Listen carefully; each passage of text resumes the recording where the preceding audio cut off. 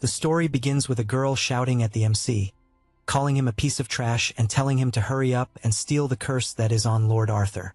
Crash, holding his sword, imagines that he is at his limit, but even so he replies that he will steal it.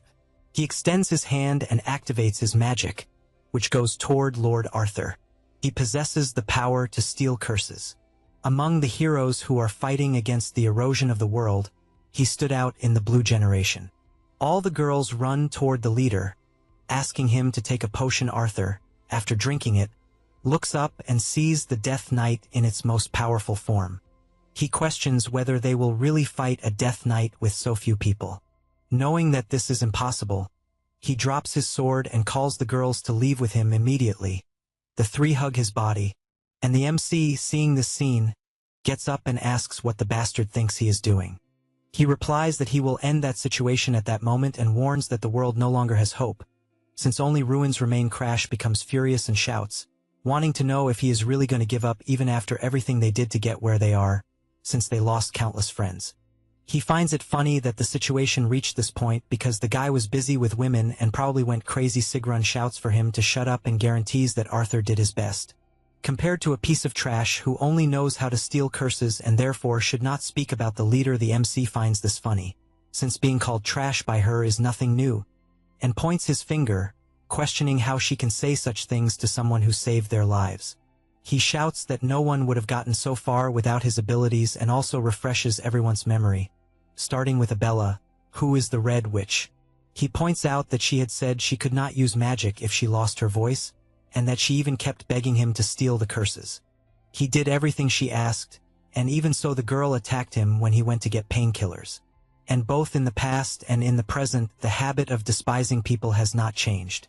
The same goes for Mary, who is considered the strongest spear of the Empire.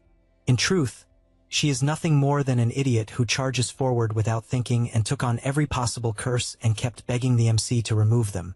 He becomes even more curious as he recounts this, since the princess used to call him a benefactor, someone who sacrificed an eye and is now being called trash even during the academy. She kept placing him as part of her kingdom's Starlone faction, and even after all the bullying, Crash never fought back in any way. He does not understand why she should be the blue generation when he made every sacrifice for the good of the kingdom. He finishes by saying that he cleaned up all the mess up to this point and questions whether everything was for nothing. After all, he does not care about the others. But he cannot believe that Arthur, who should be responsible for saving the world, is giving up. He was supposedly going to lead everyone and even stand at the front of the blue generation, and that was the reason the MC chose to stay by his side. Because of that, he does not understand why he is giving up at that moment. Arthur says that he can finally tell the truth and once again repeats that the world is already over and that he will basically redo everything from the beginning. The MC does not understand what the hell he is talking about, and the leader says that this is not the first time he has seen the end of the world, because his ability is regression. Crash is shocked by this, and Arthur explains that in that life he obtained the inherited memory ability and can regress while keeping his memories. Soon, he will be able to regress with his current experiences and will have a chance to prevent the apocalypse. He then finishes by saying that he will restart everything with the girls by his side. The MC does not accept what he is hearing and asks about himself, whether he will not go along. Arthur remains silent for a moment and then bursts into laughter, saying that he wants nothing more than for Crash to get fucked. He is shocked to hear this, and Arthur admits that the Black Hood ability is useful, since it can steal any existing curse. However, he does not know why he would regress with someone whose body and mind are already weak and does not know what use he would have. After all, it is much better to take a fresh version of him. Crash does not accept this, since he was nothing more than an object, and the man tells him not to worry, since he will make good use of him in the next regression. The MC tries to process what is happening and feels that deep down, he always knew when the generation ignored him and he only stood there watching. That was when he discovered that they never saw him as a companion. He screams with all his strength for them to take him, but Arthur only laughs. Then the MC, knowing that he will end up fainting because of the curses, assures that he will not die that way. He knows that his ability can steal only curses, but that is because he never tested it on other things, such as, for example, Arthur's ability, since he did not consider it a curse. However, he thinks it is worth trying and therefore uses the Black Hood toward the leader. His ability flies straight into him, and only then does he realize that it simply worked, since the ability devoured the regression ability for itself. However, Arthur did not notice this and still insists on asking why Crash has not yet given up on trying something. He says that the boy witnessed countless apocalypses, and that every time he became useless, he discarded him, leaving him to die again, and he no longer even knows how many times this happened. The MC, still lying down, assures that the one who will suffer will be him and, with a big smile, points upward, telling him to be careful. After all, the world is in ruins, and because of that, he needs to be careful, since if he does not want to die, it is better to fight to survive, because the one who will regress will be himself. Sometime later, Crash, who had been asleep, opens his eyes and gets up in shock. He looks around and realizes that it is where he lived when he was a child. This is Crash at 13 years of age. That is because the regression was a success. Now, about the erosion of the world. It was a phenomenon where the world almost literally suffers. Erosion by another dimension. When erosion occurs, environmental changes also appear and, making things even worse, species of erosions invade the world, and among them, there is one that has a humanoid form. These are known as world invaders. Both civilians and soldiers panic, and those who resist the erosion are called the Blue Generation. The MC is one of these people. He has a body capable of sealing curses, and, because of that, he entered the Blue Generation. He was also treated only as a curse vassal and, in the end, was also betrayed by his companions. This was his life until he woke up now in his younger body. He realizes that he is in his room and remembers that he was in deadly cold before, but at that moment it is as hot as summer. He deduces that, if he is in the Green Pine Mansion where he lived as a child, that means his last gamble using the Black Hood ability on Arthur was a success, and did, in fact, manage to steal the ability. However, he becomes curious about this since he has no idea how he managed to steal it. People usually think that the Black Hood is an ability that can be used freely without restriction. However, it has a distinct flaw. It can steal the possession of a target if the user manages to unlock the lock generated after activation. This lock is generated based on the owner's affinity with the object. If a stone found on street was recognized as something valuable, something like block the condition will appear. Transfer 99 of the world's wealth to the owner. In other words, the difficulty of stealing increases. It is something like a type of unique ability that is highly valued, and the difficulty of stealing it is astronomical. In short, he knows that the greater the value, the more conditions there will be and the more difficult they will be. Then, he thinks about Arthur and what was going through his mind. After all, when he activated his ability, he did not see any lock. He thinks a little more about this fact and concludes that perhaps Arthur wanted to abandon the ability. He is surprised to think that the man known as the King of Heroes wanted to abandon his regression ability. He remembers some times when Arthur showed an expression of exhaustion and moved only to finish a task. A world that was destined for destruction and kept happening repeatedly, so he probably went insane. In other words, to Arthur this ability was a curse. That is why he tried to make the girls retain their memories and return together with him, while excluding him at the same time. The MC concludes that the fact he managed to steal this ability, and that the Arthur he knew lost the ability, being left behind in the world on the brink of destruction, was crushed by the meteor of the Blue Death Knight. He comments that he stole the ability from the boy he wanted so badly to get rid of and hopes he is happy he says this and laughs, since he was always looked down on, as if stealing curses were something anyone could do, and even the hero never paid attention to his companions when he was suffering in the shadows. Because of these memories, he does not have a single ounce of regret for having left everyone to die still in the mansion. The MC looks at his reflection in the mirror, and realizes that he is still small. He looked more like he was 10 years old, with a small stature but moderately developed muscles. This is the result of swinging a sword every day, trying to survive in the Valheim family, the strongest martial clan in the kingdom. He concludes that if he is in the Green Pine Mansion, it means his trial ceremony must have already taken place. The Valheim family's trial ceremony is a place to prove the ability that will be revealed by the god with whom one has contracted. The better the contractor, the higher the god's rank. His family's lineage was always blessed. However, the same could not be said about him. He had no talent or martial prowess because no god chose him. After that, he was expelled from his main house and sent to the Green Pine Mansion, where all failures go. He reflects that, at the moment, He is the only one who knows about the end of the world. An apocalypse that not even the blue generation will be able to stop. This makes him question whether he will be able to prevent the destruction of that world. He tries not to get discouraged, since he does not know whether he will be able to stop it or not. After all, he has to stop it, because if the world ends, he will go with it. And, excited, he knows he has no other choice. While walking, he is called by the butler. The MC is glad to see that Ariad is still alive. He is the only butler of the mansion. The MC, excited, calls out to the old man and then asks when he will use the poison that his brother gave him to kill him. Those words make the butler break out in a cold sweat. In short, the MC was poisoned when he was 14 years old. And that was his first lesson about betrayal. Still in the regression, there is a girl battling against other warriors. She was relentless. Everyone questioned whether the girl was really 15 years old, since the knights could do nothing against her. This is Charlotte, the MC's older sister, and she holds the title of Sword Saint. The audience whispers that the girl is a talent that appears once every millennium, and, because of that, all the lords of every house have high expectations of her. Meanwhile, Varokin, the MC's brother, hears everything and furious says that he will kill everyone of the Valheim lineage. He knows that Charlotte is an enormous risk and that her mother is at least decent. Then, already in another place, he says that the MC is a useless failure and warns the butler that he will first kill his half-brother, and emphasizes that even the butler has a reason for this, since his career was hindered because of the boy. Therefore, he explains that it is just to give a single drop of the poison to Crash, and by doing that, he will not have to worry about his daughter's treatment or money.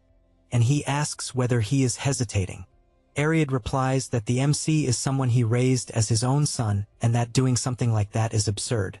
However, Varokin calls his attention and tells him to choose whom he will save, whether he will save another person's son or his own biological daughter. He sees no way out, but still answers no. With this outcome, the MC finds himself holding the butler in his arms, vomiting heavily. Basically, on the day Ariad was supposed to kill him, the butler was unable to bear the guilt and therefore ate the poison steak and ended up dying in his place. Back in the present, the old man asks what he means by that talk about poison, and Crash tells him not to play dumb, since even knowing he was going to kill him for the sake of his daughter, it is sad to imagine that he would not know about it. The butler lowers his head while listening to those words, and the MC feels a little awkward, since acting that way will end up leaving the old man with no choices. And so, he says that if he wants to play dumb, he can go right ahead, and if it had not been a mistake from the beginning, he would never have given that order. The butler is surprised, since at first he imagined that the boy would blame himself for having betrayed him or cry in rage, but he wonders whether the young master has changed. He thinks about this while the MC asks him to accompany him. They go to the library, and the old man wonders whether Crash is going to study. However, he simply asks him to cut the wall.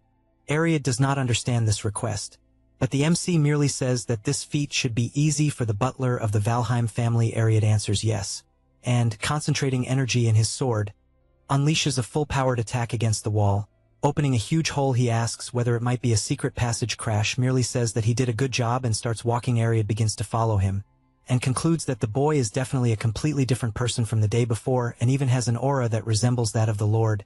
And he does not understand what the hell happened. The MC reflects that that moment brings him memories before everything was burned, but at that moment, he managed to reach the place before that happened.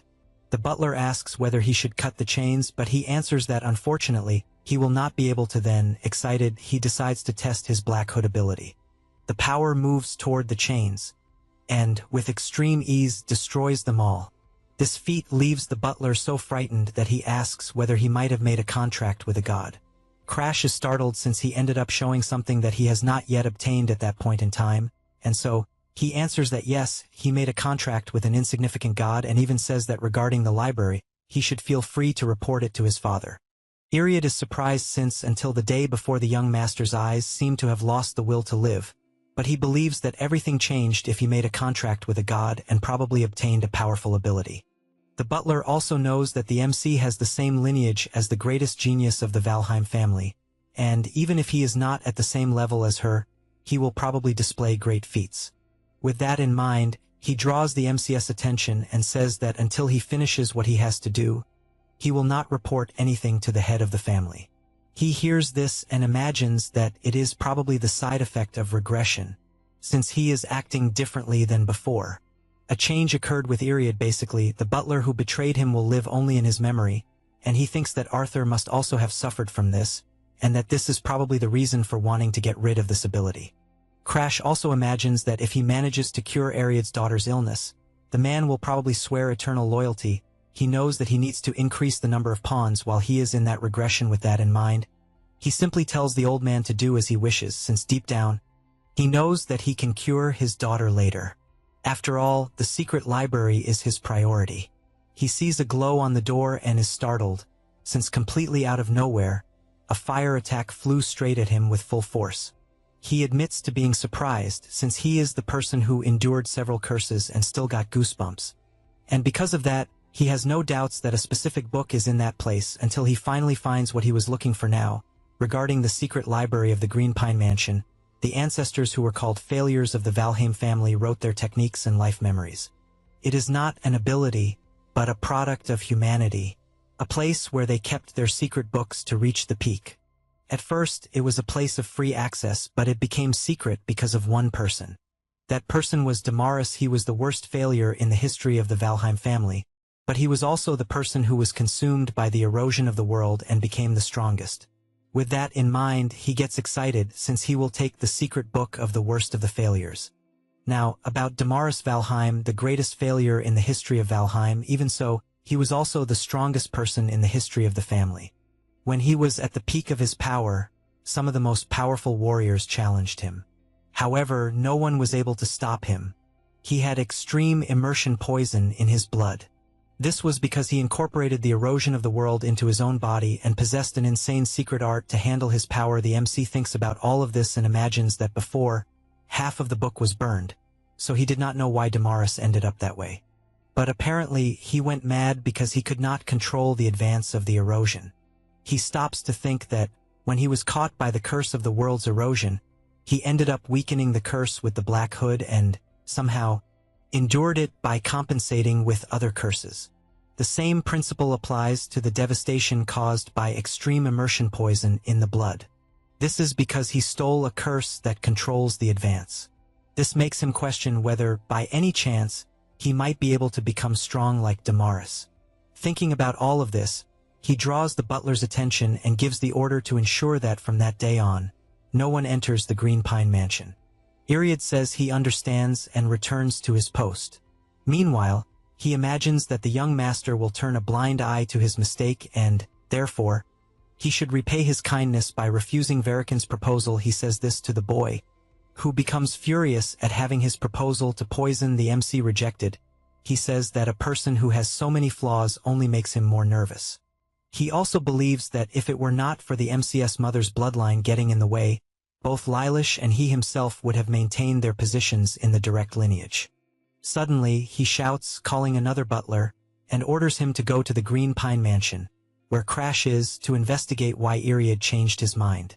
However, he replies that it is not possible to enter. This is because Iriad, who is the young master's butler, prevented entry even to the head of the family. Verikan cannot believe this absurdity, since he is even blocking the head of the family from entering. Meanwhile, the MC continues channeling energy. He realizes that he has finally reached the experienced beginner level. He knows that there are several stages of aura, such as Aura User, Aura Expert, Aura Master, and finally the Aura Emperor. The second stage, which is in the experienced aura stage, is the stage where most users are and is what separates geniuses from normal people. He has just arrived there, while his sister Charlotte, who is 2 years older, is already an Aura Master and possesses incredible talent. However, even though she is an incredible monster, in the end, she was useless against the erosion. The MC is aware that, compared to her, he is nothing more than a beginner and, therefore, does not know if he can really save the world. However, his self from before the regression warns him that he will not know before trying and, therefore, he should stop lamenting since, in the first place, it was not even possible to use aura before the regression. But at that moment, it is different because even without comparing himself to her, he can become stronger with the secret art that was left by a failure just like him. Thus, excited, he knows that he will definitely be able to become stronger, and for now, that is enough. Sometime later, he leaves his room and the butler congratulates him for reaching the experienced beginner level. He replies that this is nothing, but questions why he is waiting outside. Ariad explains that the MC's fiancée, Bianca Hardenhars, has arrived at the mansion to visit him. He is surprised by this, since he knows that she is the White Demoness. She is the leader who became a pawn of the World Devourers and tried to destroy the world, and the entity that defeated one of the strongest Celestials and earned the nickname White Demoness. He is aware that despite all of this, at that moment, Bianca is nothing more than a little girl, the youngest daughter of the Hardenhars family. He also thinks about this political merit. Basically, the Hardenhars family rules the North, and the Valheim family used a useless person like the MC to gain a connection with a strong martial family. He finds this funny, since they are being used for the convenience of their families, and thinks it is nice that she visited him. Now, a little more about Bianca. She is the youngest daughter of the Hardenhars family, rulers of the North, because her mother was affected by the curse of world erosion before she was born. Because of that, Bianca was cursed by the Snowdoll curse, deprived of emotions since birth. The curse, having reached her soul, cannot be broken, and she was not able to form a contract with a god due to her body. Because of that, she was treated as a cursed child. Born in exchange for her mother's life, Crash stops to think whether the girl might hate him, but knows that as long as he does not steal her curse, everything will be fine. This is because the Snowdoll curse is necessary to control the healing of the extreme immersion poison in the blood. The MC asks the butler to prepare some clothes and also tells the girl to come in. 5 months ago, Crash, who at the time was not yet the MC, slapped her hand and shouted for her to leave, saying that she was only interested in the power of the Valheim family and therefore should not act as if she were a wife. After the door was closed behind her, she reflects that it is not as if she wanted to be in that place. This is because her father said that the only way for the family to survive depends on the Valheims, and since she is wonderful, she needs to win over the hearts of the younger ones. In a way, the fate of the Hardenhars family depends solely on her. Bianca reflects that even without emotions, she can distinguish right from wrong. So, if she had not been forced by her family to marry, a filthy-mouthed loser like him would not have had the slightest chance. Basically, she would be the one rejecting him back in the present. The MC, a little awkward, says that he cannot believe they serve such hot tea to someone with such a sensitive tongue, and that he will talk to the maid later. Bianca remains silent listening to this, and he says that the weather is great and that they should probably walk through the garden. Since in the north there should not be many flowers because of the snow while they walk, Crash orders the butler to bring some macadamia cookies to the garden. Then he says that she probably had a difficult path. And Bianca replies that since they are going to get married, opportunities to get to know each other better are necessary. He says he understands, but feels as if she is talking to a superior rather than to a spouse. She feels that there is something strange. After all, when they met before, he looked at her in a sharp way, but at that moment, it is as if he were a different person. Moreover, what intrigues her the most is that he had never said that he liked macadamia cookies. After they reach the outside, she wastes no time and asks if he is really Crash. Both stare at each other for a moment, and the MC, releasing all his aura, asks if he is really that different from how he was before. She is startled, wondering if that is killing intent, and immediately bows down apologizing, since she spoke without thinking. He feels bad, since his memories of that time are a mess, and he does not even know how he treated her. But of one thing he is certain, that is the only expression Bianca has. It was even the same expression she had when she met her end in the mansion of the frozen sea in the north. The MC decides to change the subject for now, and says that it is not a surprise that she thinks that way, since he has just formed a contract with a god. Bianca then considers that his personality changed after the contract, and therefore congratulates him on that achievement. He says that he has a proposal to make, and she considers that the boy went so far as to form a contract with a god, and now wants to make a proposal. So she asks if it is one to end the marriage. He immediately answers that it is not, and even says that he does not know why she thought such an absurd thing. Then, being dramatic, he says that he even understands why she would not want to marry someone like him, and that he himself even wants to end the marriage. She does not understand why Crash is being depressive and has such low self-esteem even though he is a Valheim. She sighs and replies that she is his wife, and that this will not change. The MC is surprised to hear that, and does not even remember the last time he heard words without any lie. With that, he asks to return to the main subject about his awakened ability, and confidently says that he wants to steal her curse. Bianca is startled by this. Since he wants to steal her curse, which not even curse breakers have been able to break. She asks if he really wants that, and he replies that yes, because that way he might be able to fulfill a wish he has, such as, for example, ending this marriage. She reflects that she even knows that Crash is treated as a failure, and, if that is the case, there must be a wall between him and the main lineage, and he is probably tired of it to the point of wanting to erase his emotions. She thinks a bit more about it, and remembers that a mental mage once said that when a person reaches their maximum mental potential, they become sick at heart and end up succumbing to this illness, possibly even taking their own life, or suddenly becoming kind as if they were another person. The old man continues, saying that it is a very dangerous moment, since such behaviors are warning signs of their end, and, if you know someone like that, you should stay by their side. After remembering this, she takes his hand and says that everything will be fine, since he just needs to control his emotions without relying on the curse. The MC comments that apparently she understood something wrong, and Bianca says that she will see him more often, and even if she asks her father, he might be allowed to live closer. But he shouts, wanting to know what this talk is about, since as far as he knows she hates him and did not even want this marriage. She says that even if that were true, she would not abandon someone in danger. Crash even understands that Bianca is the type who throws herself head first into things when she decides to do them, but he feels that there is a misunderstanding. In any case, since he will not receive it in good faith, he uses his Black Hood ability and reaches the point where the curse is, and with that, the condition to unlock the lock is generated. He is startled to see that the first condition to unlock it is to become Bianca's friend. He quickly realizes that it is a problem for there to be a lock. After all, it is a curse that was born with the girl, is recognized as part of her body, and has its value. He also thinks about this condition, since he knows that becoming her friend is more difficult than becoming her spouse, because she has no emotions and therefore rarely shows interest in anything in addition. Sending her back would only be a matter of time until she becomes the White Demon, and therefore, he must keep her by his side to look for an opportunity to become her friend.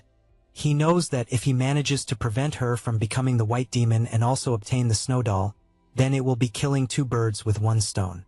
With this in mind, he says that he is happy with her cooperation and is even grateful that she sees him as a spouse. She says that first, she will check with her father since she needs to confirm it, and then leaves. He knows that it will take a month for the girl to return, and that he must read all the secret art books until then.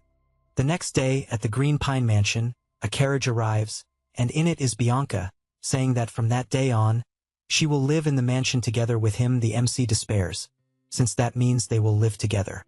Some time later, he wakes up and sees Bianca sleeping beside him. The MC does not like this at all, since if she is seen with someone like him, people will misunderstand soon after. She wakes up, says good morning, and even asks why he is in that place. This angers him, since the one who should be asking that was him. Early in the morning, Crash continues channeling energy to increase his aura until he stops to think that it has already been a few months since he started living with Bianca. He remembers exactly the day she appeared, saying that she would live in the Pinjero Verde mansion, which was a shock to him, since he did not know she would simply move, and Bianca explains that this is not a problem, since her family gave permission. The MC finds this very strange and even wonders if she was okay living away from her family. After all, when one has no emotions, affection for family also disappears, and perhaps you become indifferent to this kind of feeling. In the end, this was a good opportunity to become her friend. He thinks about all this since it was summer, and it is almost winter now, so nearly a year has already passed, which means that the opening of Rehern Academy is approaching. This is an academy established by the four great kingdoms and the empire working together to train people who can oppose the erosion of the world. Basically, young people between 15 and 20 years old can attend it before Crash's regression. That was the academy that produced countless members of the Blue Generation who possess stolen abilities. He becomes furious remembering all of this, but sees the bright side, since he knows everyone's weaknesses better than anyone else. So he will be able to steal their abilities easily, and is determined to do so. As soon as he enters the academy, he will turn 14 next year. So he will have one extra year before enrollment and will need to find a way to become stronger until then. However, he is realizing that he has begun to reach the limits of his talent. Basically, with only a single secret stumble, the beginner level at the entrance to specialists is his limit. And he knows that to surpass this wall, He has no choice but to steal Bianca's Snowdoll curse as quickly as possible and learn how to use blood immersion poison. He goes to the door and asks if she was waiting once again.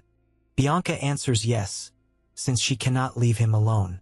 The MC does not like this at all, since the girl has been following him everywhere like a bird since summer, and his only doubt is when she will start seeing him as a friend at that moment. The butler appears and says that an invitation from the Stellar Sanctuary has arrived. He is surprised by this news, since the Stellar Sanctuary is a festival for miners in the kingdom of Starlon held once a year. Most people attend unless it is an exceptional case, and it is excellent for socializing and expanding one's connections. He receives the letter and thanks him for it, while also reflecting that he has been confined to the mansion since his regression and, because of that, his memories of that time are vague. On the other hand, he knows that a certain person will appear, so he must hurry to fulfill his promise to Ariadne. He returns the letter and orders a reply saying that he will attend, as well as Bianca, who says the same after the butler leaves. Bianca comments that the participants of the sanctuary will probably try to criticize him. He agrees and even does not know how it will be for her, so he considers that it might be better for her not to go. She refuses, since she wants to go with him, and because it is the duty of a fiancé to protect her partner. He finds this nice, but says that he is not speaking as a fiancé and instead wants to know her true feelings. She soon notices the look of pity on his face again and imagines that over the past months, Crash has been kind in a strange way, always asking if she wants breakfast and also inviting her to go to the library or even accompanying her when she went to sleep in the middle of the afternoon. She felt warm, since she had never been treated with so much kindness, not even by her own family. And, watching the MC train, she thinks that he is being so good that she can no longer even remember how terrible her first impression of him was. Thinking about it, she states that she will go with him not as a fiancé, but of her own free will. Crash is surprised by this and smiles, since he finally heard what he wanted. By the late afternoon, they go by carriage, and he comments that it is surprising that people rented the most famous tourist spot in the area and believes they have a lot of money to throw away. The reason nobles are respected in that world is because they can fight against the erosion of the world in place of the commoners, and even so, these people obsessed with parties instead of training are supposedly the future of Starlon. They finally arrive at the sanctuary, and at first glance, he strongly doubts that there are many decent people in that place. Immediately, gossip spreads freely, with people asking if the Crash who arrived is the useless son of the Valheim family, in addition to thinking it is a waste that the cursed daughter of the Conqueror of the North has such beauty.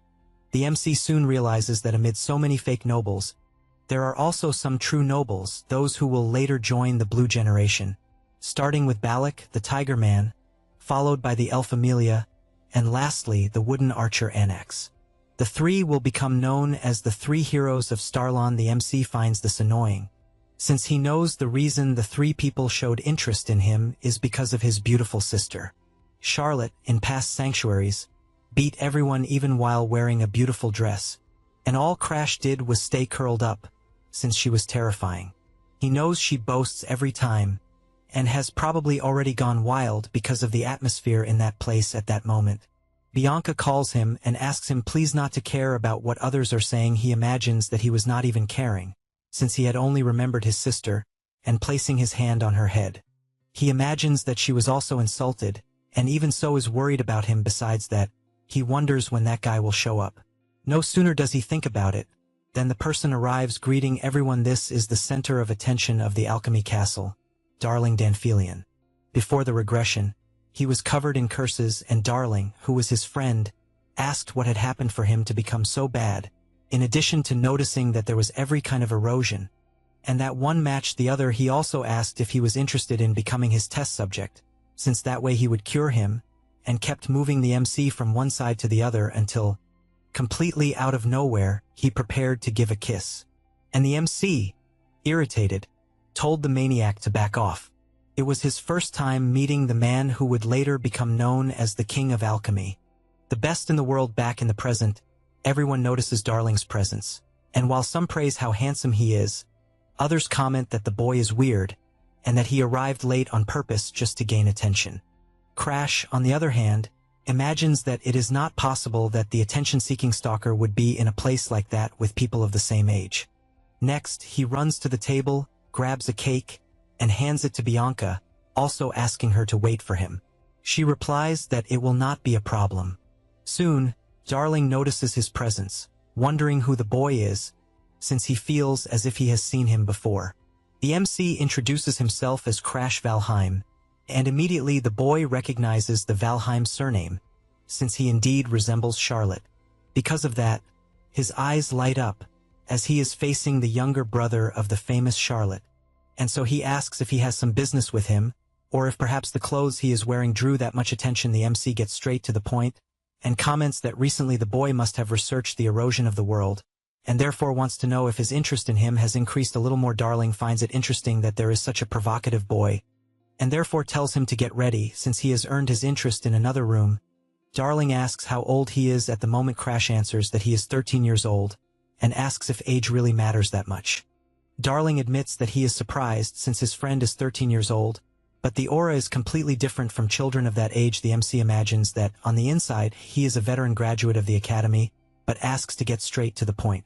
Darling tells him to go ahead, but before that he throws a sword for the MC to catch, and immediately attacks, making Crash block by reflex. While continuing to block, he asks what the hell he is doing attacking out of nowhere. The boy comments that he met Charlotte's younger brother, and just wanted to see what abilities he has. Crash finds this a pain in the ass, especially since Darling keeps attacking non-stop, until the MC gets irritated and counterattacks, putting pressure on Darling, who even asks whether Charlotte's so-called younger brother wasn't supposed to be a useless person without abilities. He comments that despite appearances, he trains every day, but imagines it is complicated to use secret techniques against a student, and therefore should hold back because of that. He says he could help with research on curse neutralization. Darling is startled upon hearing this, and starts attacking faster, since he wants to know what a mere boy knows about alchemy to be talking about that. Crash notices this, and moves at high speed, placing the sword at the boy's neck. In addition, he says that to become a first-class alchemist, it is necessary to first prove the research to neutralize the curse of world erosion, which the dispersers have still not managed to break using other curses. Having said that, he explains that he will help with his ability to steal curses. At that moment, Darling is shocked to see that the MC possesses aura, even though he was supposed to be a useless boy without abilities, but soon imagines that it is an excellent opportunity if he is telling the truth, since he will be able to simultaneously prove supply and demand and curse neutralization. With that, he asks what he should do in return, suggesting something like becoming lovers. The MC tells him not to talk nonsense, since he will only acquire many curses in the future, and just wants him to make a medicine to reduce those curses. The boy says that making medicines is indeed his specialty, and Crash is aware of that, as well as knowing that stealing abilities alone is not enough. After all, even the blue generation that managed to use extraordinary abilities could not prevent the destruction of the earth. Therefore, a useless person like himself has to use every possible means, whether medicine or anything else. Darling then observes that, as far as he knew, the MC had completely lost his motivation from constantly being compared to his older sister, Charlotte. However, that does not seem to be the case when seeing him in person. After all, one is an overwhelming genius, and the other is a distorted person with those thoughts. He asks to inquire about something and questions whether he will go to the future Rehern Academy. He replies that he obviously will, since there are a shitload of abilities to be stolen at that academy. Darling gets excited hearing this, and shouts that he will do anything, whether mixing medicines or whatever, since it involves curses. So he agrees. The MC soon realizes that the guy has not changed at all, and asks whether he knows the disease of discoloration. He replies yes, that it is an incurable disease in which the skin turns black and eventually leads to death. Crash hears this and orders him to make a medicine for this disease. Darling cannot believe the absurd thing he just heard, and asks whether he does not know the meaning of the word incurable, since even for himself this is impossible. The MC knows that one way or another the boy succeeded, even if it was a little in the future. So he sighs, stretches out his arm, and confidently asks him to do it, since he believes he can. Darling finds this interesting, since it wounds his pride, and agrees to do it. Crash tells him to send the medicine to the Green Pine Mansion as soon as it is ready. Then he comments that he would like to ask something since he believes the boy likes his sister. Darling gets excited and replies that he loves Charlotte. This makes the MC question why he keeps talking about lovers, or saying that he would like to be by his side and things like that. Darling replies that apparently Crash is still a child and cheerfully says that he also likes men, since he plays for both sides. The MC is shocked by this and runs away, telling him to stay away. After moving away a little, he notices that several people are gathered until he sees a boy grabbing Bianca's arm. And, in addition to squeezing hard, she could only say Crash's name. Seeing this, he comes in flying, landing a hard kick to the guy's face that sends him crashing onto a table. Then he asks what the hell the guy thinks he's doing, trying to take his fiancée by force. He asks what the hell he was thinking by trying to put his hands on a 12-year-old girl, and questions whether that piece of shit likes that kind of thing. He immediately replies that no, since he was just following orders from Princess Claudia. The MC asks if he's talking about Claudia Stalin, and he answers yes, since the second princess ordered Bianca to be brought to her, and because the girl resisted, he tried to take her by force, but there was no way to avoid it since it was a royal order. Crash thinks about this, since Bianca is the youngest daughter of the Hardenhearts family, the rulers of the north. Due to her curse, her reputation among the nobles is low, but he doesn't understand why the princess, who always plays around with her followers, would go to the trouble of summoning her. He imagines that something is wrong, and that there may be some other connection. As he thinks about it, a person comes to mind, and this makes him furious, suspecting it might be Anax, since the guy used to obsessively pursue his sister. After Anax was defeated in the Celestial Sanctuary, even while hating Charlotte, he couldn't get rid of his admiration for her, and that drove him crazy. He knew he would never be able to defeat her with his own power, so he is now targeting the younger brother.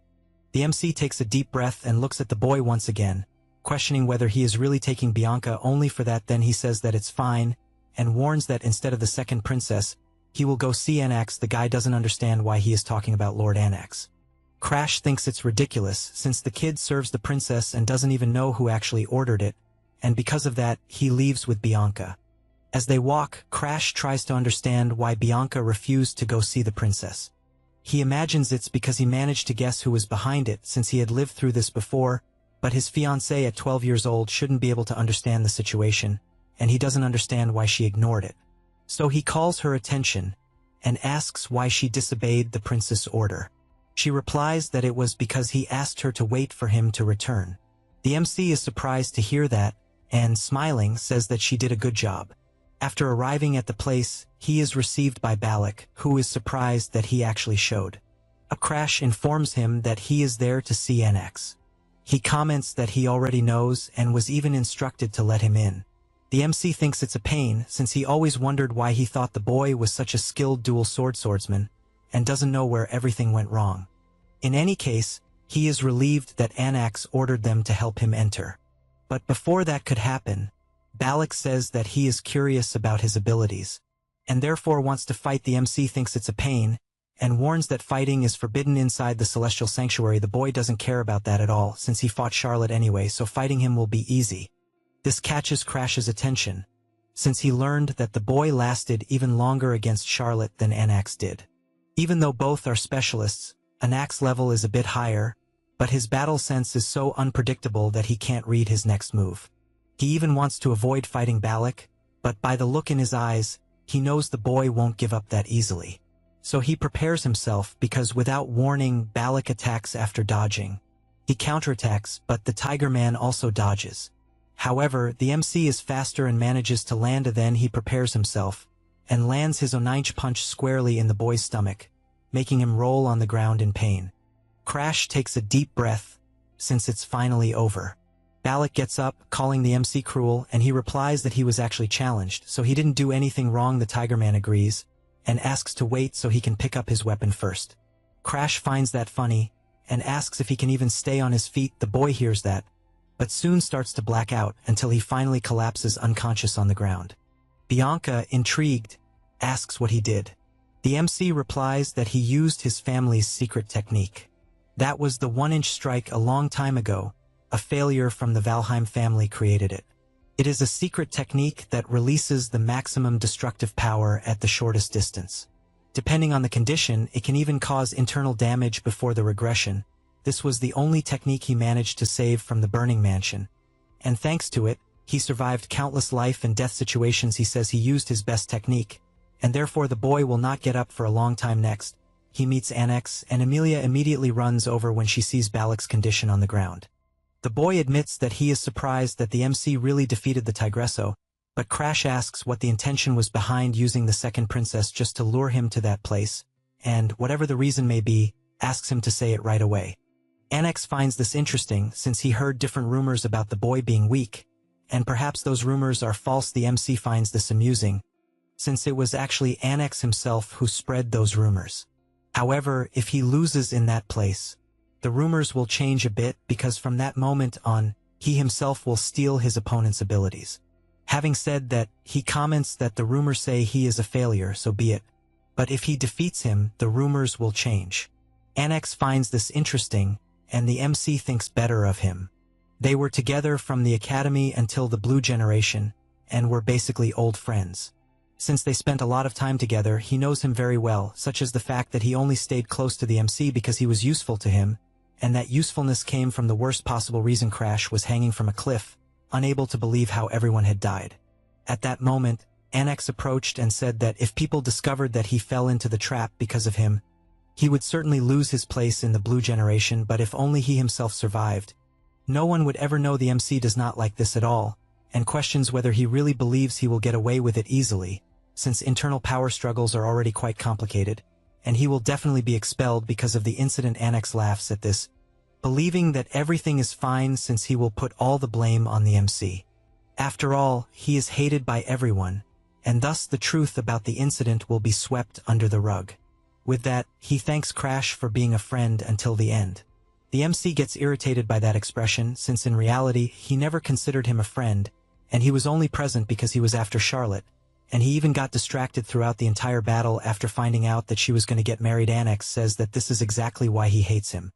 Even without having any talent at all, he has sharp intuition, and that part of him always gets in his way. So, since Charlotte is also getting married, he sees no reason for this fake friendship to continue. He believes that perhaps this is for the best. After all, Charlotte would not want to hold a funeral on her wedding day. At that moment, the MC loses his strength and lets go of the cliff. He cannot believe that things will end this way. At that instant, Arthur appears and saves his life, and that was when the two ended up on the same team. After thinking about all of this, he knows that, in truth, that was the beginning of the greatest catastrophe of all. In any case, Annex was expelled from the Blue Generation due to Arthur's testimony, and what pissed him off the most was the guy trying to marry the princess out of desperation. Suddenly, the boy says that the face and the way he speaks are identical to Charlotte's. The MC becomes increasingly irritated, since the bastard has not changed at all. Because of that, he tells him not to casually mention his sister's name like that. He prepares himself and charges forward, since, like his sister, he never runs from a fight. Annex finds this amusing and blocks the first punch with his ability. Crash keeps trying to attack, but cannot land a single kick. In addition, a vine grabs his leg and throws him back, forcing him to reposition. He knows it will be more difficult than he thought, since he is facing the Glazer family's secret technique, the Celestial Wood style. It is a special technique that strengthens plants with aura to manipulate them at will. Combining it with his recovery ability, he manages to manipulate multiple plants and exceed the technique. The MC asks if he wants him to fight with a weapon and picks up a piece of wood. Annex becomes furious at the provocation and attacks with several vines at the same time, wanting to know how he will defend himself with a branch. Then, at high speed, he dodges all the attacks. This leaves the boy completely terrified, since it would make sense if it were a genius like Charlotte. But he cannot understand how a useless person managed to accomplish this feat without awakening the mind-eye or something like that. The MC approaches at high speed since before his regression, he had seen that guy's abilities until he was sick of them, and because of that, he provokes him, wanting to know if even at that moment he is thinking about Charlotte. He gets irritated since he had been quiet and uses another ability that sends Crash flying away. This is his Celestial Wood style, 5th form, the Wood Giant. He tells him to be careful, but even Amelia panics, since her friend is going too far. And, if it hits Crash directly, the consequences would be irreversible. The MC watches the Wood Giant attack and takes a deep breath. He knows that among all the books in the mansion's library, there was a tiny secret manual. The author was an ancestor who swung his sword continuously until the age of 80. He had no talent, He was simply a man who endlessly repeated mundane swinging drills. The manual, written in his final years, was short, documenting only his swinging practices, but the technique required a state of unity between oneself and the object, a realm unattainable through superficial martial study. However, since he himself had been involved in a similar situation countless times due to his curse, he was able to understand his ancestors' secret technique. He and the sword become one, and with a single movement, he cuts the wood giant in half, which is enough to leave everyone present shocked by what they have just witnessed. Crash approaches through the smoke and tells him not to be too arrogant with so little power.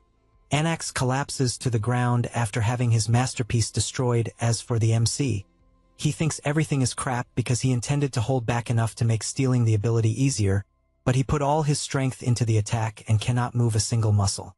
At that moment, Bianca walks up to him and hugs him from behind, saying she will help. Darling also approaches, but before that, Bianca hugs him with all her strength, almost crushing the MC in the process.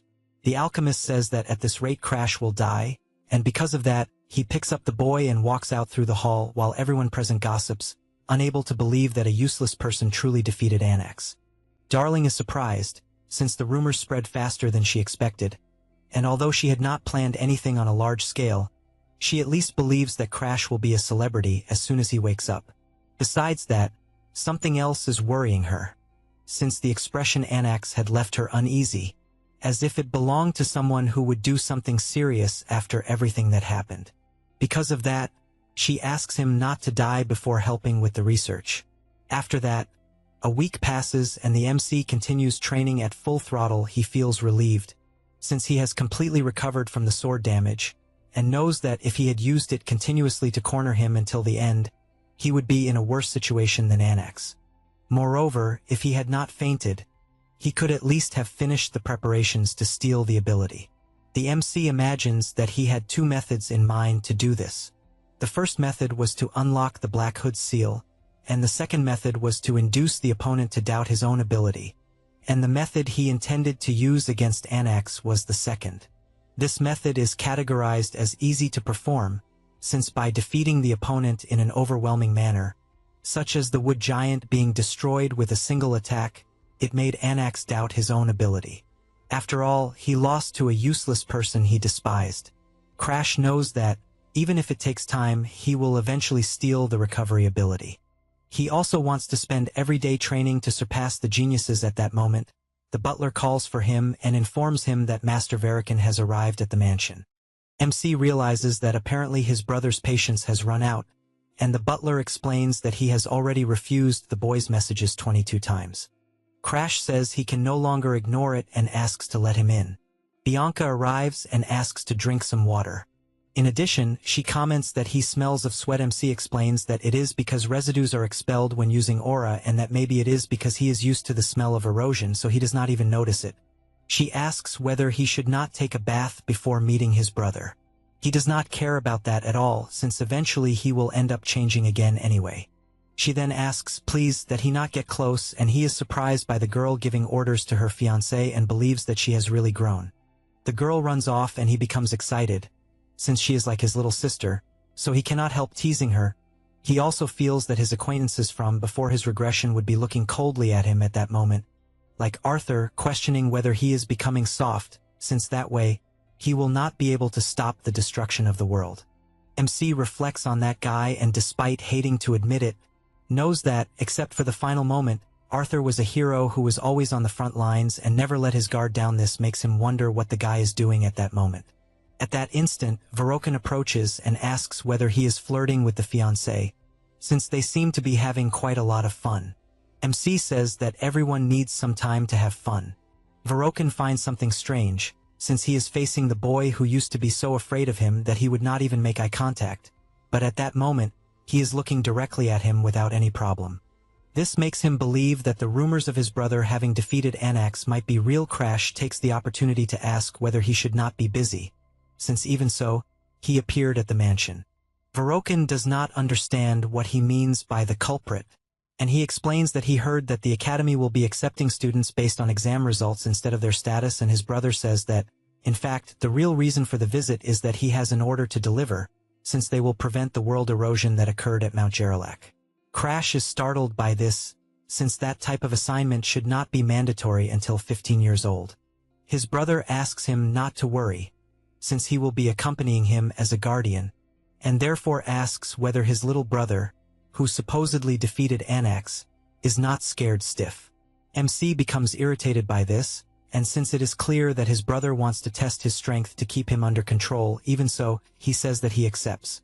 After all, he is more accustomed to erosion than to a peaceful everyday life, and even knowing that it is a trap, he still has a plan.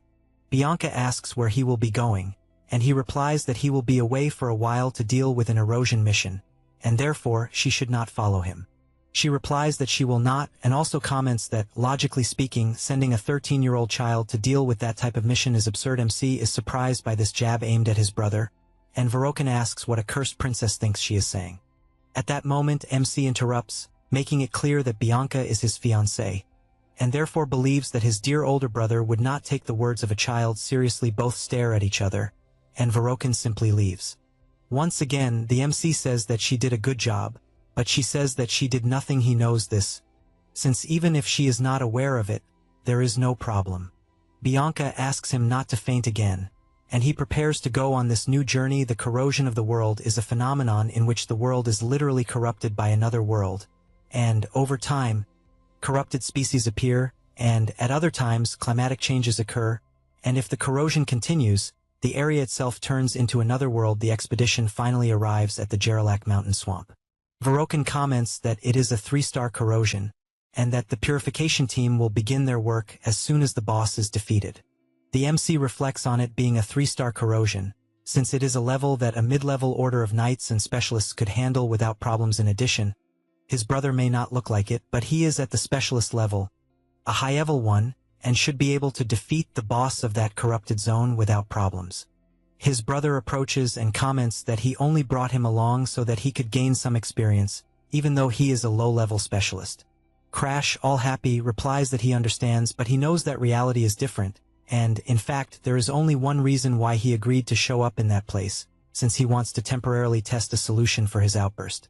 The team begins killing the monsters, but they think it is a drag since the quantity is enormous, and, at that pace, there will be no end. At that moment, the MC warns that that corrupted species has no head but has teeth, and if one is bitten, it will swell, so one must make sure to envelop the entire body with an aura. The soldier is moved by these words and asks if he has, by any chance, already fought in any corrupted world. He replies that he is still very young, and that it would even be strange if he had come close to one. His brother does not understand it very well, since he is certain that the MC is useless, but for a first time he is extremely calm. He remembers himself since when he went to a corrupted zone, for the first time he was 15 years old, and his pride was completely shattered, and because of that, he does not understand how someone even younger is allowing himself the luxury of giving advice to the knights, since this is completely different from his own first time. Crash notices that he is being watched and makes a mocking face, irritating Varokin even more. Because of this, he prepares his sword and goes around killing all the monsters he finds, since he cannot entertain the hypothesis of Crash growing like Charlotte, because if he surpasses him, he himself will become the useless one of the Valheim. The MC approaches and comments that they will soon reach the boss location. Varokin replies that his brother is lucky, since it is easier than it seems for a first time, as there are no other corrupted species besides the boss. Crash replies that this is even more reason to stay on guard, since apparently, there is a 3-star boss capable of killing the entire corrosion by itself. All the knights are shocked, but Varokin shouts for them not to soil themselves in fear just by hearing the words of a child, since the boss is nothing more than a 3-star and therefore they will finish everything quickly. The MC moves away since in the end, he knows that the knights will realize it on their own, and his current focus is something else. At that moment, his eyes widen as he is able to see the energy of the corrupted world, and it is even clearer than before his regression, thanks to the extreme immersion poison in his blood. He takes a bit from his shell and swallows it, becoming nervous, since from that moment on, it is for real. His body begins to collapse, and he vomits non-stop. The knights run over to him, asking if he is okay, and telling him not to overexert himself on his first time. He asks them not to worry since he is fine, But deep down he does not believe that he would really vomit, since corrupted energy is like a potent poison. So in the end, it was to be expected. Even so, there is no other choice. After all, it was because of that he mastered the blood immersion poison first. As the secret manual says, he will try to mix his aura with the energy. The aura circulates endlessly like a great river, absorbs the corrupted energy, and eventually will merge with the great river, creating a new color that cannot be painted over. So this is the after effect of the surge. His eyes open and he begins to pant. Immediately, he realizes that he would not have been able to endure it under normal conditions. After some time, he decides that it is time to use the secret technique. After all, after Damalus Valheim, the Seishiken was closed and it was believed to have been erased from history. But one day, a blind ancestor discovered a secret archive. However, due to his blindness, he could not read the archive and had no choice but to close the door to the secret archive. But to prevent someone like him from appearing again, he decided to leave a single secret manual in the archive.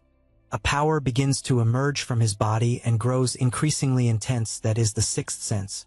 A supersensory perception capable of detecting all sensations through the aura at that moment. He can only extend the tips of his fingers, but it is enough to know where he is. The result leaves him extremely excited because the place where he is at the moment is not a world covered by the surge.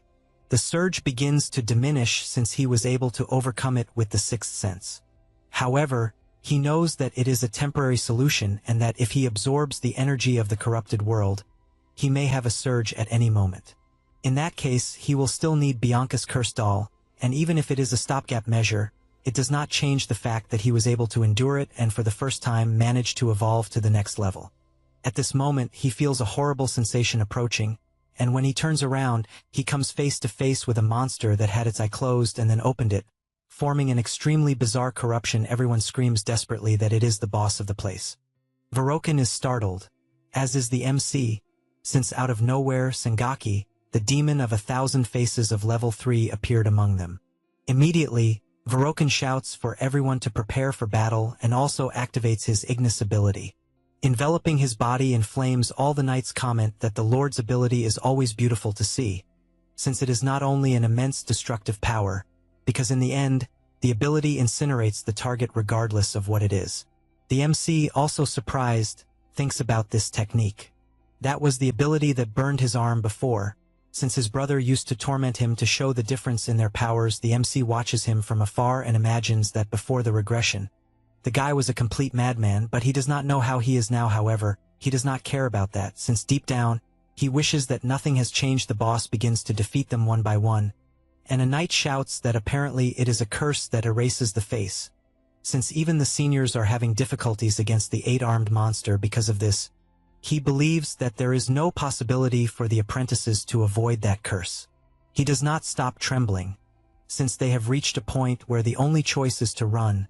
But Varoken appears at full speed and attacks the boss, who begins to burn in flames, with the fire spreading across the entire body with this opening.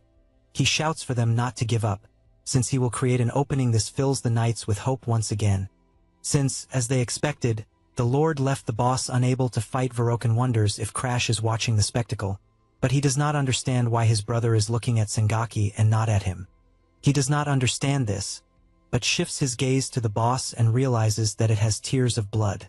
This makes him realize that there is something wrong, and that at that pace it will be very dangerous. Therefore, he leaps backward with all his might, unable to understand the enormous pressure the monster is emanating, and concludes that they must kill the demon at that exact moment before any anomaly occurs. That said, he shouts for all the knights to attack the demon at the same time, but after unleashing his attack, he cannot understand how a strike imbued with aura had no effect at all.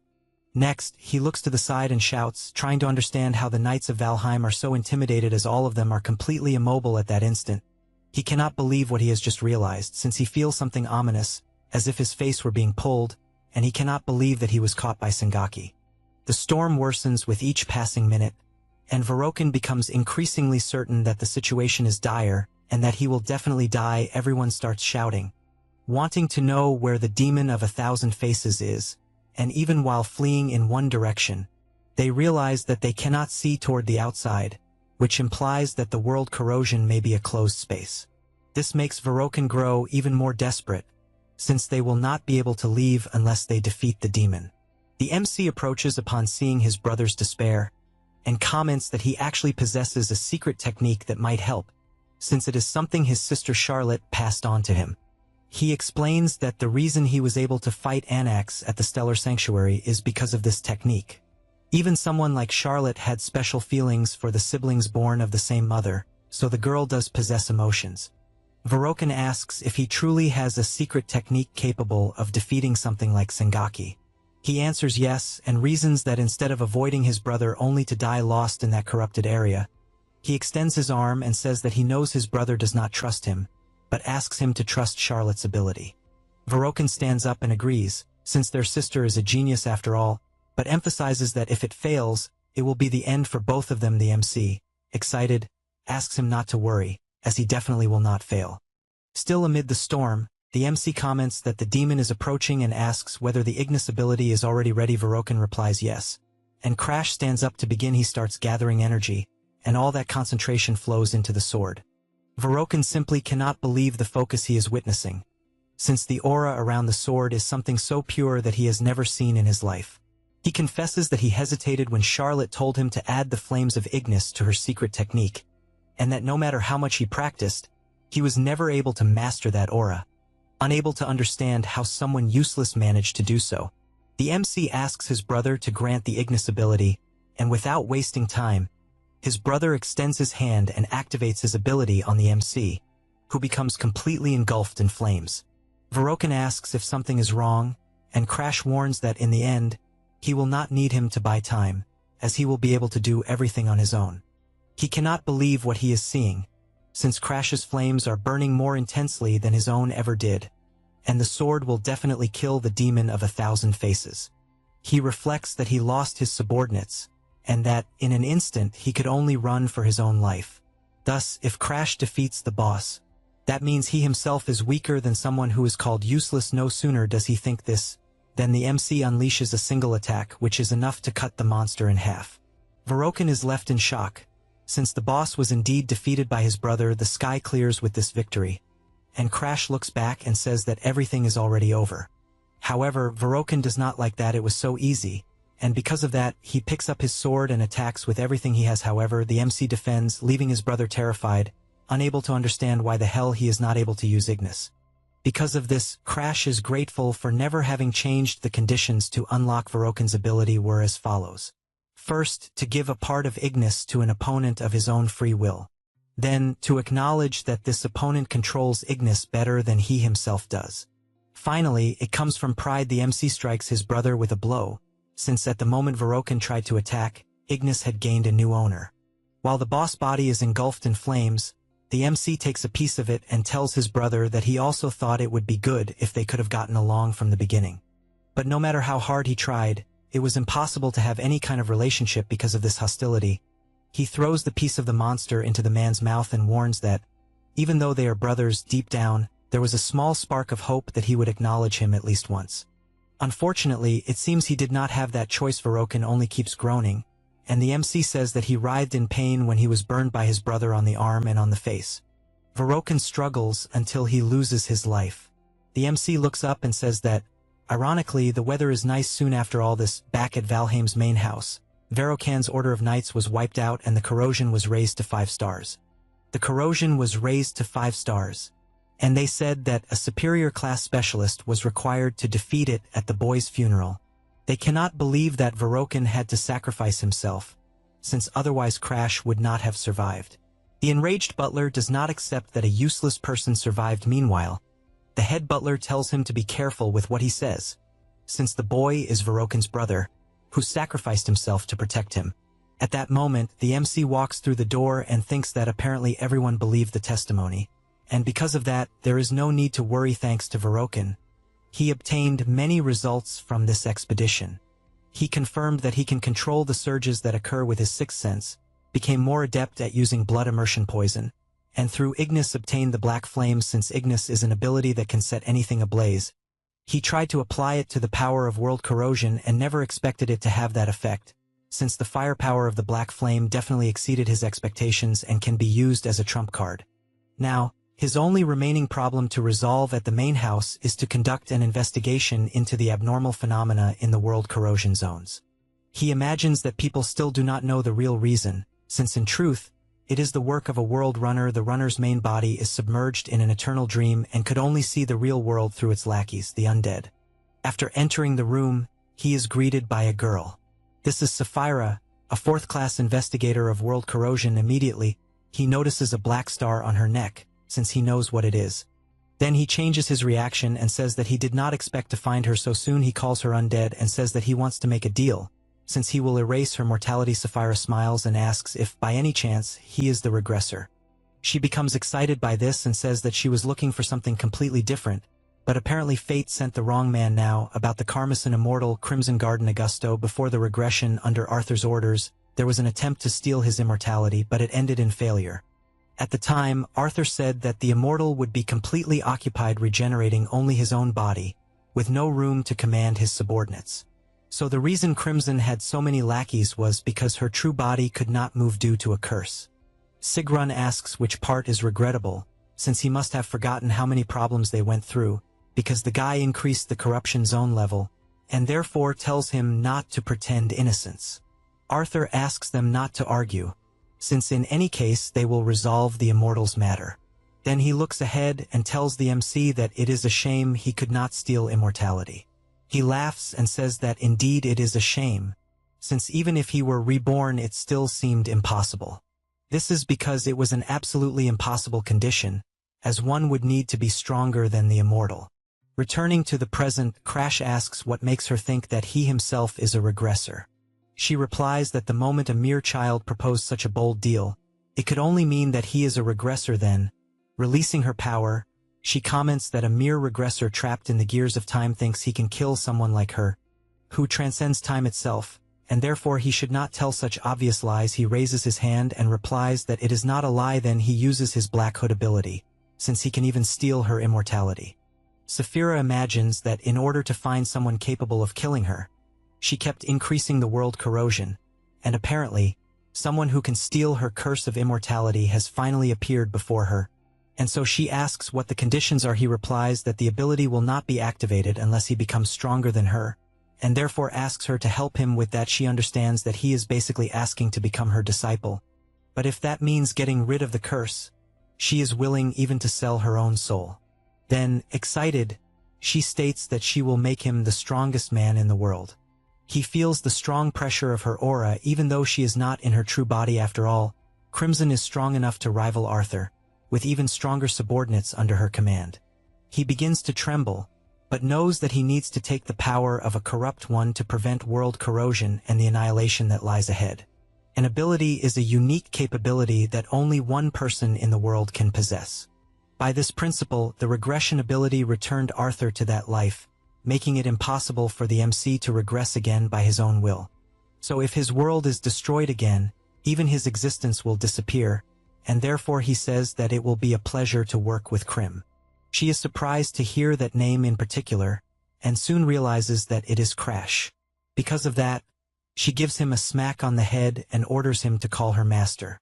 She asks if he does not live in that house, and he replies that he stayed there for a few years, and even does not remember the faces of his parents at that moment. The Valkyrie, by direct order of the lady of the mansion, says that his mother is calling him. He is startled, since his mother has not even shown her face at the Green Pine Mansion, and believes that perhaps she heard the rumors that he suddenly changed and became interested. In addition, the servant says there is one more thing and explains that when the head of the family returns from the Forbidden Domain, he also wished to meet him. The MC is shocked by this, since his father is someone who has reached the realm of a demigod, and perhaps he sensed something about him through the stars. The servant warns that Lady Arya instructed that he remain in the main house until the head's return. However, Crash imagines that Bianca is waiting, and moreover, there is a lot to do, and he has no time to waste in that house. That is why he says that, if necessary, he will return and come back when his father calls again. Or perhaps his father may visit him personally at the Green Pine Mansion. As the day goes by, the MC realizes that he is finally free, and in fact will not be returning for a long time. Meanwhile, Cream, in her animal form, taps on the window, calling him ill-mannered. Crash gets irritated and asks if her color is not too flashy. She tells him not to worry, since she can change color whenever she wants, and asks if black suits her better, since she looks more like a crow. He gets annoyed because she is too noisy, but asks about her true body. She replies that he knows very well that her true body cannot move. Only then does Crash reflect that the true regressor is Arthur, and he himself is nothing more than an incomplete regressor using Arthur's ability, but he does not believe it is necessary to explain that to Cream.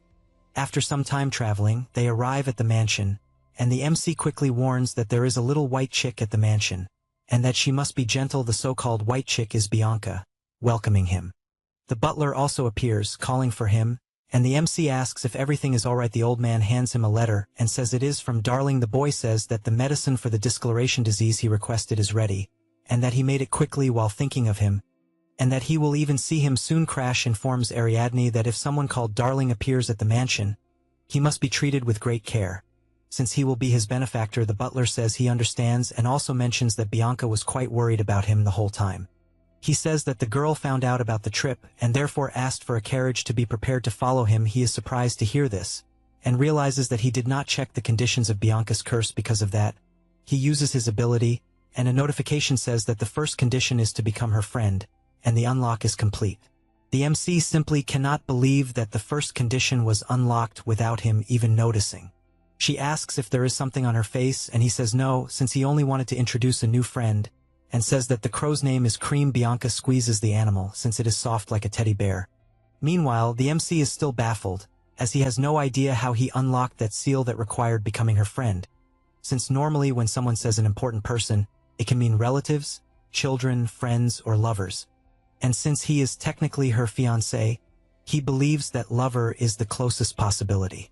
He does not understand how it would be possible to become her lover when she has no emotions, since the conditions were not like this before he regressed. And he is also an adult on the inside. Cream says that apparently Bianca liked her, since she would not let go of her at all. In any case, she says that she wants to test Crash's strength, since the game is over and they must go to the training area.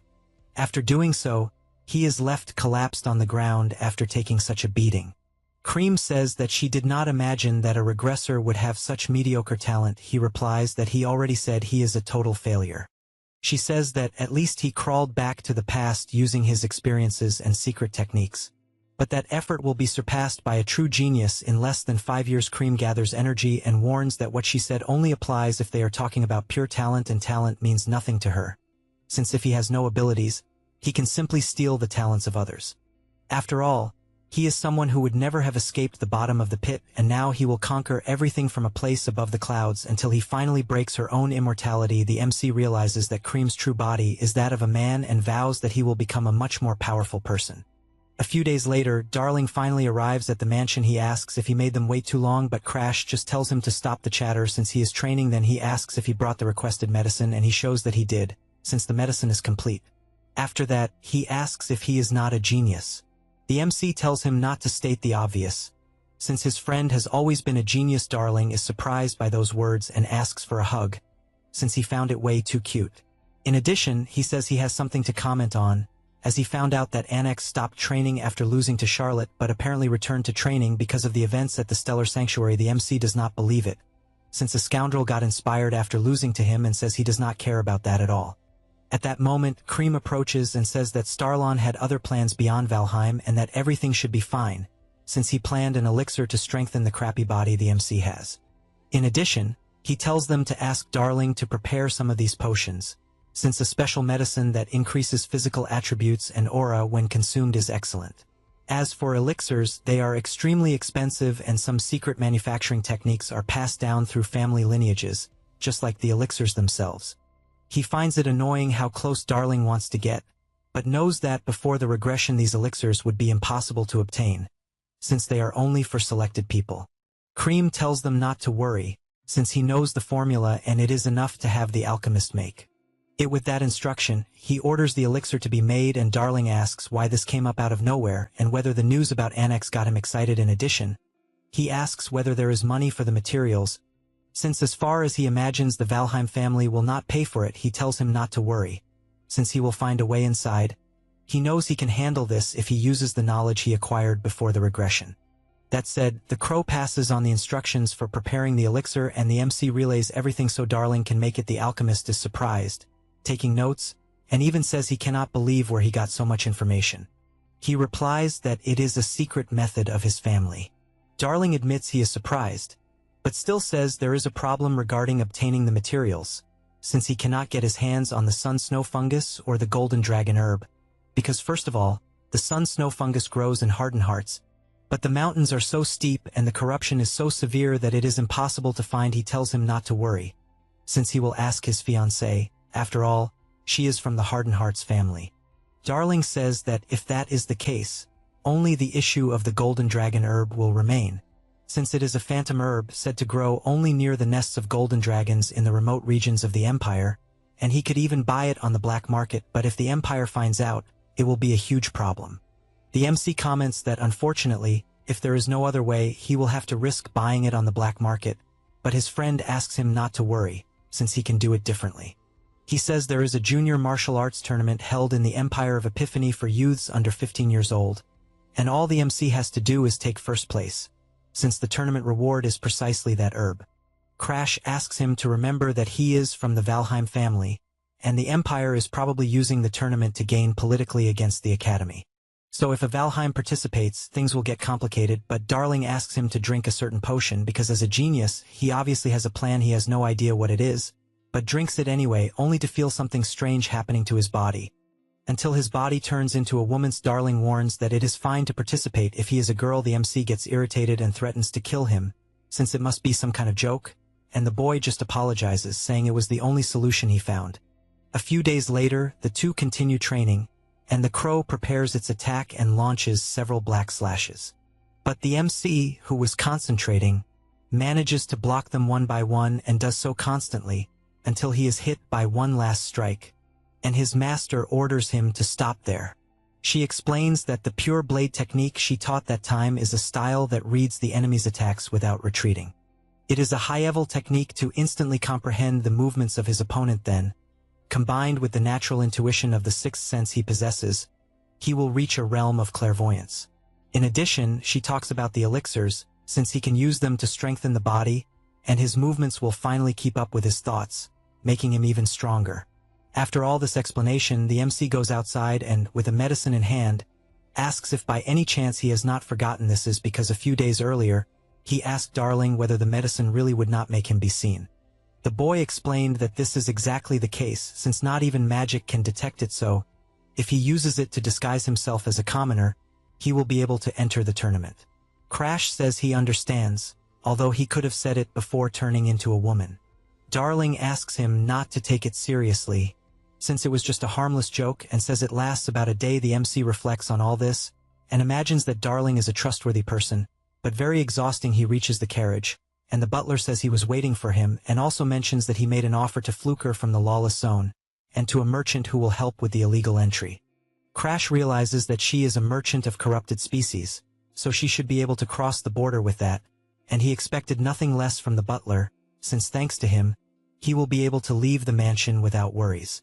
Ariad reinforces that this is true, and, overflowing with confidence, guarantees that he will not let absolutely anyone enter, even if it is the head of the family. The very next day, after Darling gives the medicine for the discoloration disease, Ariad cannot contain his emotion, thanking for life, for curing his daughter definitively. He can die without remorse. However, the MC says that if he is truly grateful, he must continue living since he saved his daughter's life, so he should not dare to die until he says otherwise, and he emphasizes that this is probably a small price to pay compared to her life. He cannot hold back so much emotion, and shouts that he will survive no matter what happens. The MC imagines that at this point he can finally stop worrying about Ariad betraying him. The MC walks a little further, and thanks Bianca for agreeing to his request. He also says that she stayed at his house for a while, and therefore should rest, but she replies no, since as soon as she obtains the solar snow fungus, she will return immediately, and after that, she will be waiting for him at the Green Pine Mansion.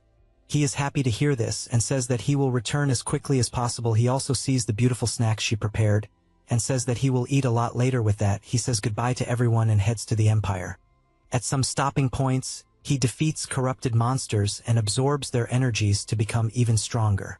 His master asks how the power of corruption is, and he replies that it is stable thanks to his sixth sense. In addition, he thinks it is a pity, since the merchant is following a route that avoids corrupted lands, and it is a pity that he was unable to absorb any unpurified corruption along the way. At that moment, the girl who was eating drops the apple on the ground, and Cream senses something, suggesting that something appeared to stop the carriage.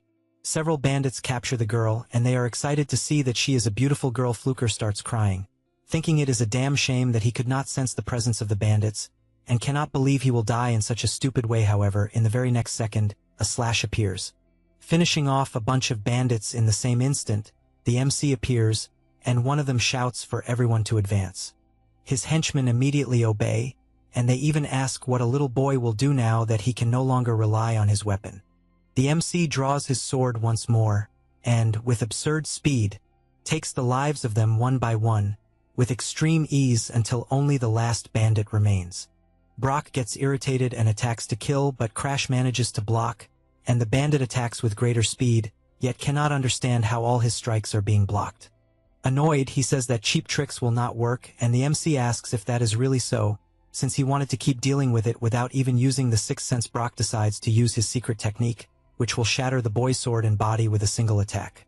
As he attacks, he uses the Phantom Battle Axe, changing the direction of the strike almost instantaneously. The MC is startled by this sudden change, and instinctively activates his ability Ignis to block the blow, then asks whether he might be a disciple of the assassin dog since he recognized the technique. The assassin dog is Berkman, an assassin who became a servant of the corrupter of the world. Alongside the white demon Bianca, he was destined to infiltrate Stardun later to kill many people, but ended up being defeated by Charlotte. The MC continues the fight without understanding what is going on, because he remembers that in his past life, thanks to this event, Charlotte became famous throughout the Empire all at once. But it is still not the time for him to infiltrate the Empire. That said, he advances with everything he has, and with a single strike puts an end to the bandit. Still wondering if it is not too early for his appearance, he feels a bad premonition about this, and asks them to quickly take the golden dragon herb so they can get out of that place. After some time, they arrive in Ceylon. The Imperial captain. He goes to the place where tournament registrations are done, and at the reception there are many people. Cicely, who is the fourth princess of the Empire, is impressed by the number of people present, and says that there are many rough diamonds to be polished and that she will take them all to the academy. Her servant says that this does not suit her, since His Majesty would be foaming at the mouth if he heard that the girl asks them not to speak about her father and the hallucinations he has. This girl is the youngest daughter of the Emperor at 7 years old. She had a brilliant mind capable of solving difficult mathematical problems. The teacher asked her to rewrite imperial history, since they needed to report her talent to His Majesty. Cicely imagined becoming an imperial candidate, and believes that if someone with a fragile constitution like hers were to get involved in the struggle for the throne, she would certainly be killed. For this reason, she throws the papers onto herself, since she needs to make everyone around her give up on her, or she will not survive. From that moment on, Cicely used her brilliant mind to the fullest, playing the role of a completely unrestrained daughter. Eventually, even those who had praised her intelligence began to give up on her for being unsuitable for the imperial candidacy. Lena reflects that she has observed the princess for a long time, so she knows that her actions are nothing more than an act. But she noticed that lately she seems to have exaggerated a bit. The girl, on the other hand, asks to look down, and upon seeing the MC, comments that the boy has a dark aura, along with narrow eyes and a pet crow. Cream notices this gaze, and the princess continues analyzing him, since he looks like a villain no matter how one looks at him, and believes that perhaps he is a Valheim, who is the archenemy of the Empire. The servant says that he certainly seems suspicious, but she would not believe that someone from the Valheim family would appear there. Cicely tells her not to underestimate her intuition, and jumps from the top of the hall, since she wants to check up close. She starts to run until she feels something strange on her foot, and begins to fall, realizing immediately that it is telekinesis. However, the MC catches her before she falls, and calls her a troublesome little girl, telling her to watch where she walks. He says this, and continues walking. Cicely finds it even more interesting, since the calm way the boy spoke and his attitude are those of someone who definitely knows who she is. Cream comments that it was very lucky to meet the princess, but Crash disagrees, since he would rather not get involved with her with everything resolved. He signs up for the tournament and decides it is time to find an inn. However, Everywhere he goes is unavailable, and he concludes that he will have to sleep on the street that day. At that moment, someone calls out to him. It is an old woman asking if he will participate in the tournament, and saying that if he has nowhere to stay, he can lodge at her house. He looks closely at the woman, and the crow says that it is obviously suspicious as hell, but the MC does not care at all, and thanks her for the offer. Cream asks if it is some kind of joke, and whether his mother did not teach him that he should not serve strangers. He reinforces that he slept on the street his entire past life and is tired of that. The crow sighs deeply and concludes that that regressor is annoying as hell already at the old woman's house. She says that he can use the back room on the second floor and will even prepare dinner. He thanks her, and believes he was very lucky since he has a place to sleep. However, this does not last long, as Sisley was waiting for him. He cannot believe it, and the crow shouts that it was obviously a trap. He knows he will be in trouble if he is discovered, and therefore believes he should just ignore her. However, she approaches and asks why he is ignoring her, since a cute girl is trying to talk, and asks if perhaps he has another type of preference. He gets irritated by this insinuation, remembering Darling's tastes, and replies that she is not his type, since there are many people more beautiful than her in that world. Sisley asks him to name one, but he walks away, since he has no obligation to answer. In any case, she keeps following him, and this irritates him. She continues insisting that they drink together, since she wants to know more about him, but the MC simply refuses, because he is not in the mood. This leaves Sisley irritated to the point of saying that he is aware that she is a princess and still acts that way. In addition, she calls him a crad of the kingdom of Starlon. The MC is startled by this, since the girl figured out where he is from just from that brief conversation. He is aware that if he says anything, he could be exposed as a Valheim, and because of that, says he does not know what she is talking about, and even that a child should finish dinner to go to sleep soon. She gets furious, questioning who he is calling a child. Lena approaches and asks if the boy is really from the Starlon region. The girl confirms and says that even though the language is the same as the Empire, the Starlon region has its own intonation, and the accent is definitely similar to the Empire's, but the essence cannot be changed.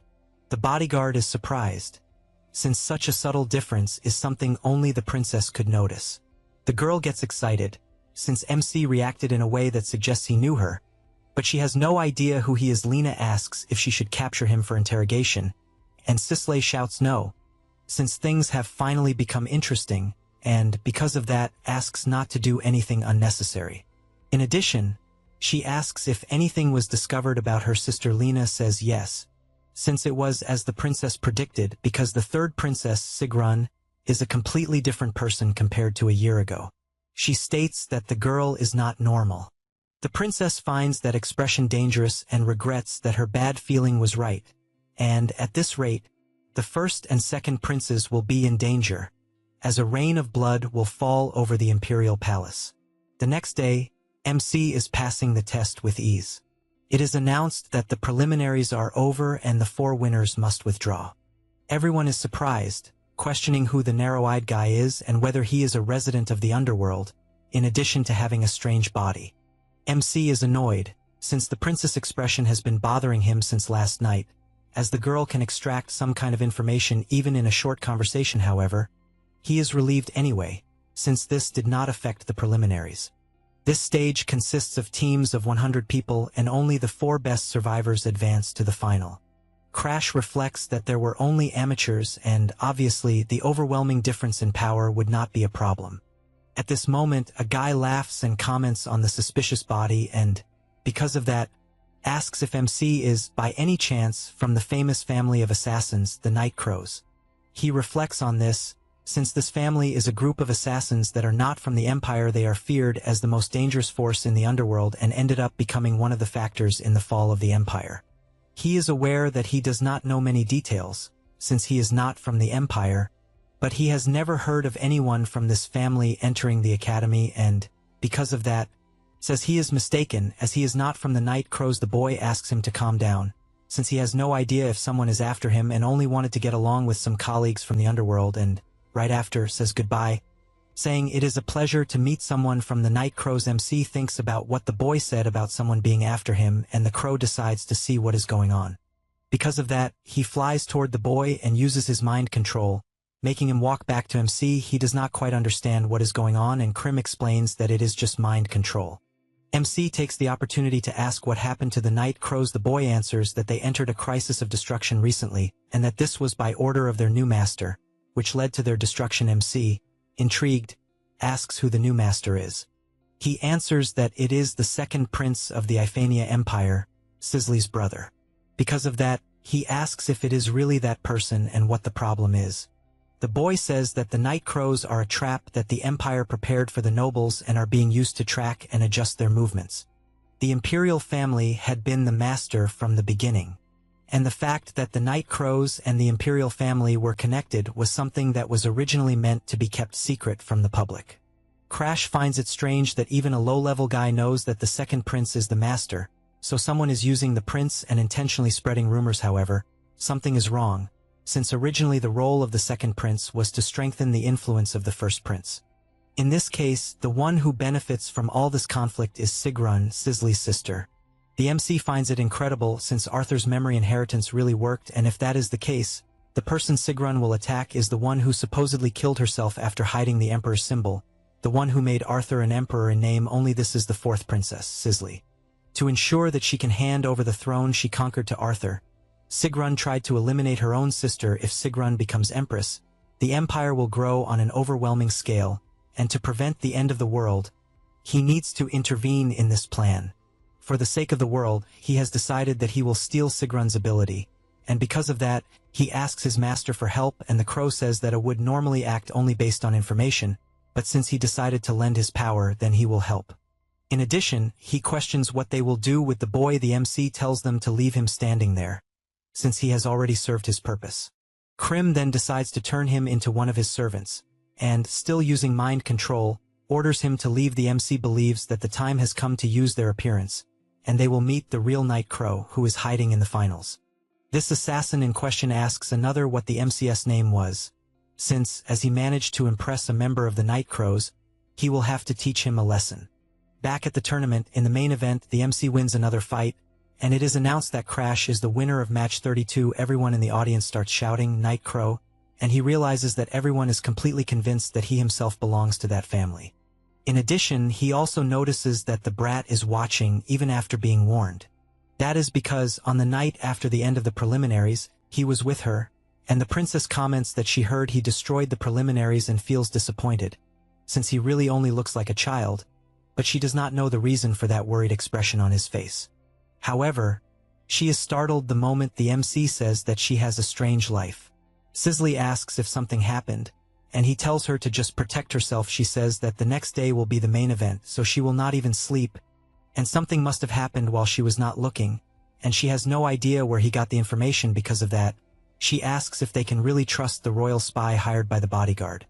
Lena says that, as a precaution, she will check again. The MC looks at her once more, and believes that, if she appeared in the arena even after being warned, then she realized her sister's terrible plan. With that said, he tells Krim that he wants to see the real Night Crow appear. After returning inside, the assassin appears, asking if it is fun pretending to be a Night Crow. The MC feels that he has seen that before, and admits that he did not expect them to appear so soon. The boy draws his daggers and charges forward. Crash begins dodging all the attacks until he grabs his arms. However, a skeleton begins to emerge from the assassin's arm to attack. But it is useless, since with just one kick the MC destroys those bones, and also lands a headbutt that breaks the boy's teeth. He warns that it is useless, since forbidden arts that use the power of world corruption do not work on him, and calls him evilesque. The assassin cannot believe how his true identity was revealed so easily. MC says that he is aware that Sergun has his heart in her hands, and therefore asks to make a deal, since with his ability, he will be able to take his heart back, and because of that, wants her to tell everything about the prince's plan. After all, he already knows that the corruptor known as Night Crow is the necromancer, Avalask, having had her heart stolen, and being kept captive by the Empire for 1,000 years. She is a corruptor. One day, Arthur said that she could be useful, but the Blue Generation does not like corruptors. They only knew that she was the only necromancer in the world. Corpses do not leak information, even if the assassin's mission fails. And a necromancer who commands corpses is excellent, especially in a family famous for assassinations. MC arrives, kicking the door, since before his regression, the Night Crows were eliminated before he knew their identity. But now, he will have the girl to extract information. She falls into despair since she was found so quickly, and MC, with his hand on her face, tells her to calm down. But Avalask screams, wanting to know what he will do with her heart. He says that first he will show the ability he possesses. He uses his Black Hood magic to unlock the girl's conditions, and knows that with so many conditions, a direct approach would be difficult. Therefore, he asks if she fully trusts him with all her heart. Since he can take it immediately, she begins to cry and screams that she trusts him. He says that he does not just want to hear words, since he needs to see trust. He asks if she is perhaps tired of her current life, since if she recovers her heart, she will be able to stay lazily in her room all the time, letting the corpses do the work. But if she cannot recover her heart, she will have to obey the royal family for the rest of her life. She becomes desperate since she no longer wants this job and, crying, says that she has already worked for more than 1,000 years and, because of that, wants help. He reveals that she has no other choice but to trust him and asks her to offer her heart in exchange for her truest desire. Avelas continues begging since she wants to live peacefully, just playing and slacking off every day, and because of that, asks him to take her heart. MC liked those words, and because of that, now she is free. He tells her to keep the promise she made. After all, it is a trade, and guarantees that he will return it when he is finished. She laments since she does not want to work, but he wastes no time and asks what Sergun is planning. She asks if he knows Sarah, who is known as Lena and is the swordswoman bodyguard of the 4th princess. In short, they were going to kill that girl. It was ordered to use her corpse to put an end to Sicily. The swordswoman cannot believe how she was defeated, especially by Damelia. The girl tells her to be grateful since she died for the empire. Saying this, she drives the spear even deeper and even calls the girl Sword of Madness. Then she tells Avalis Puppet to remember that it is an order from the princess and orders it to manipulate the corpse so that it kills Sicily. Iphania, she imagines that it has already been a year since she returned to the past and wants to know if Arthur is watching, since she and Sigrun are doing everything for him because she misses him. One day before the destruction, on the first Saturday after the regression, at 1 in the afternoon, Arthur says that they will meet in front of the Statue of Peace. She had been so happy that she almost jumped with joy when she heard that promise and, after the regression, went to the place. But Arthur never appeared. They do not understand where the hell in Athel Arthur is, and it has already been a year since they waited for him. She wants to believe his words, but first, she needs to recover her former strength. She knows that she needs to work more to ensure that the mission is a success. Suddenly, she tells the puppet to wait and asks about MC, whether it happens to have his corpse. It replies that yes, and she says that it did a good job, although it is not to have strange ideas, since even if Sigrun is not there, it should remember that it has her heart in its possession. The puppet replies that it is aware and, once again, leaves. Damelia thinks it is outrageous that she is hiding such a cute boy and that it is almost a waste that MC is a corpse. The next day, Crash prepares for the fight and cannot believe that he will face the commoner Pilly in the end. On the outside, he gives a very common impression, since he is a pure boy who dreams of world peace, but in reality, he has the potential to enter the blue generation. The boy says he is sure that the MC does not want to be an assassin and, since they reach the finals, he says their entry is guaranteed so he can stop being a nightbody and have a normal life. Because of that, he tells him to stop being an assassin since he seems to be a kind comrade. The MC listens to all of this and reinforces even more that the boy is truly gentle. However, he gives a warning, since clinging to hope will not allow him to overcome despair. Pilly laments being rejected, and after the judge starts the match, the boy uses the 10 steps of heaven to attack. But Crash, knowing what kind of attack it is, defends his back without even looking behind. Pilly cannot believe his feint was read, since it is as if the MC completely understands his swordsmanship. Crash imagines that the boy's expression is as if he had seen a ghost, but technically he is one, since he once took his life. He knows that boy grew up in a region that snows all year round and developed various techniques, and before the regression, he knew him better than anyone. The MC knows that, by combining his experience with his sixth sense, even if he moves slower than his opponent, his sword will strike first. Because of that, he tells Pilly to become stronger and lands a direct hit that was enough to win the match. Before leaving, Pilly asks if they will meet again somewhere.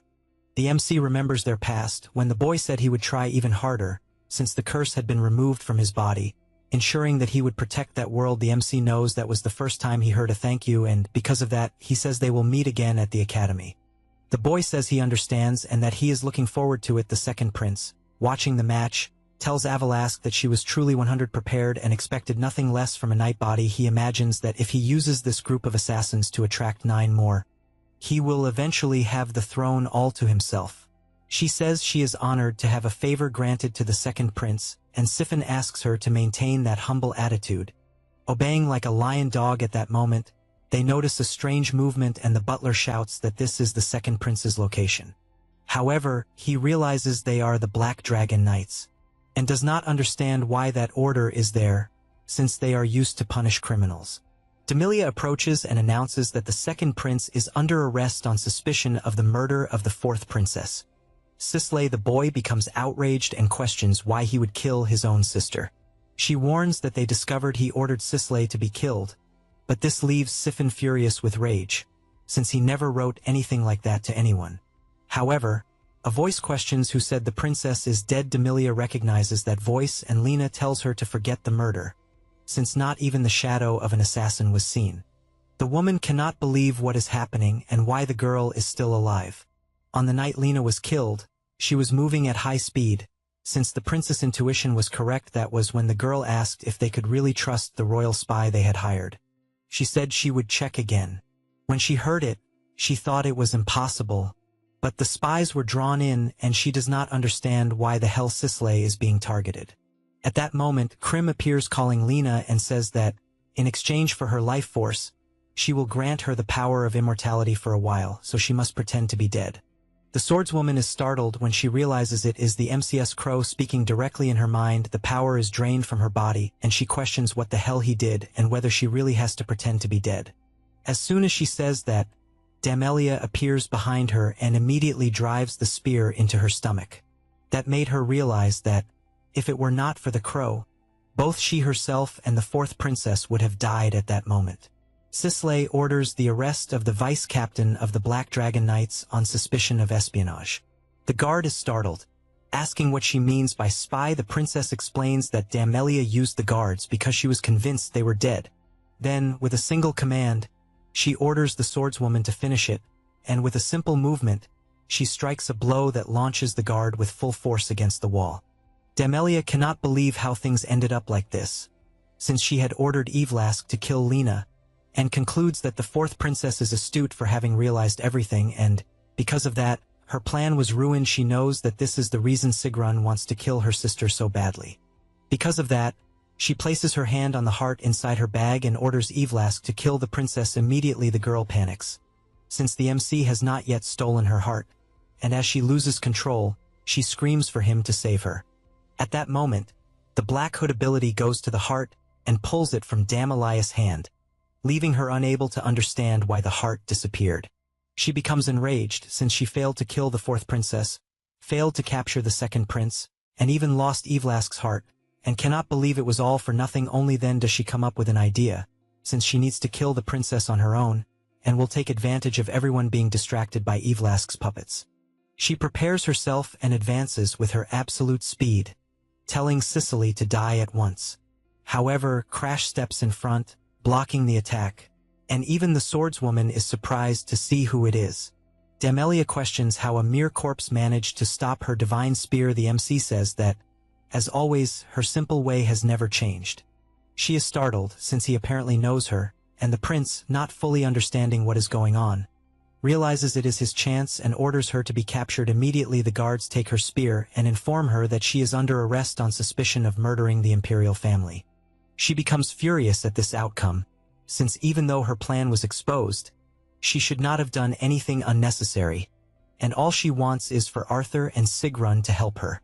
Sicily asks if the MC is alright, and he realizes he barely managed to block the attack even using his black flames, and is still far from master level.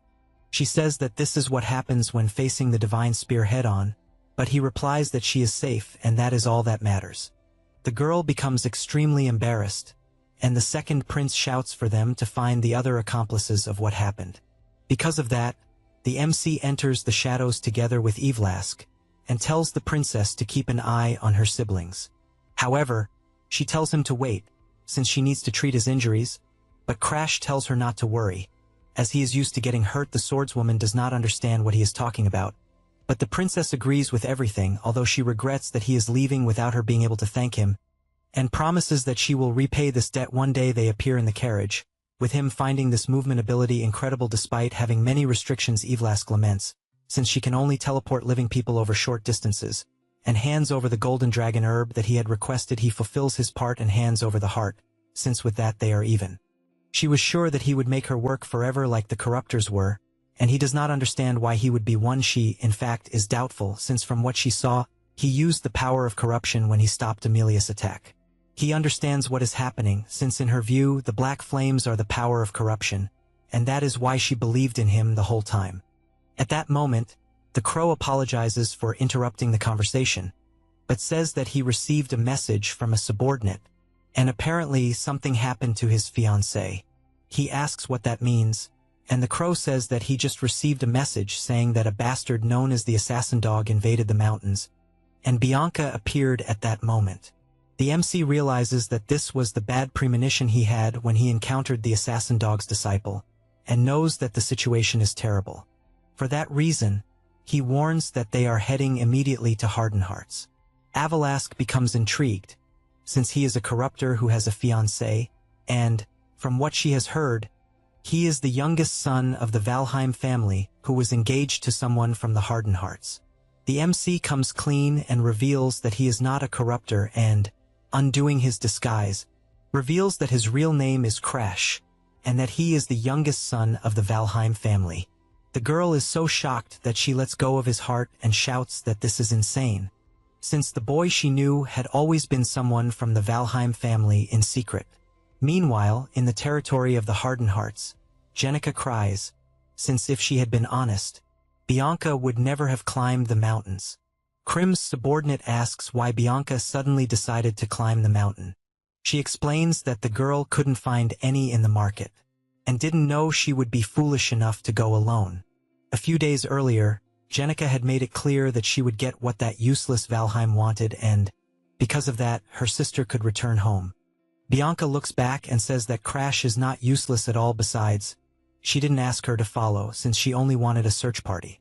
The girl says it doesn't matter, since she is determined to complete this mission, because she wants her to return immediately. Bianca says she understands and comments that her sister has hated her since the beginning, since she believes their mother died because of her, and says she will return home as soon as she finds the fungus. Jenica does not accept this, since she didn't want things to end like this at that moment. The assassin hound appears asking if he can join them. They look back in shock, since someone with a terrifying aura appeared out of nowhere. She tries to understand who the man is, and the guards tell the girls to run, but the assassin hound kills them for getting in the way.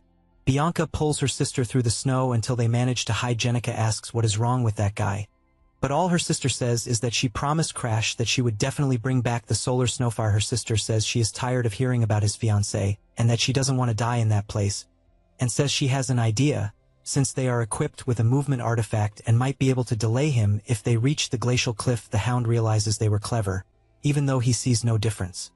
At the cliff, Jenica apologizes, saying it is her fault, but Bianca points forward, saying they must jump onto the rock ahead. Her sister says that if they miss, they will die, but Bianca says they will die anyway if they don't jump at that moment. The assassin appears, telling them to step back, and, without thinking twice, Bianca grabs her sister's arm and the two jump off the cliff.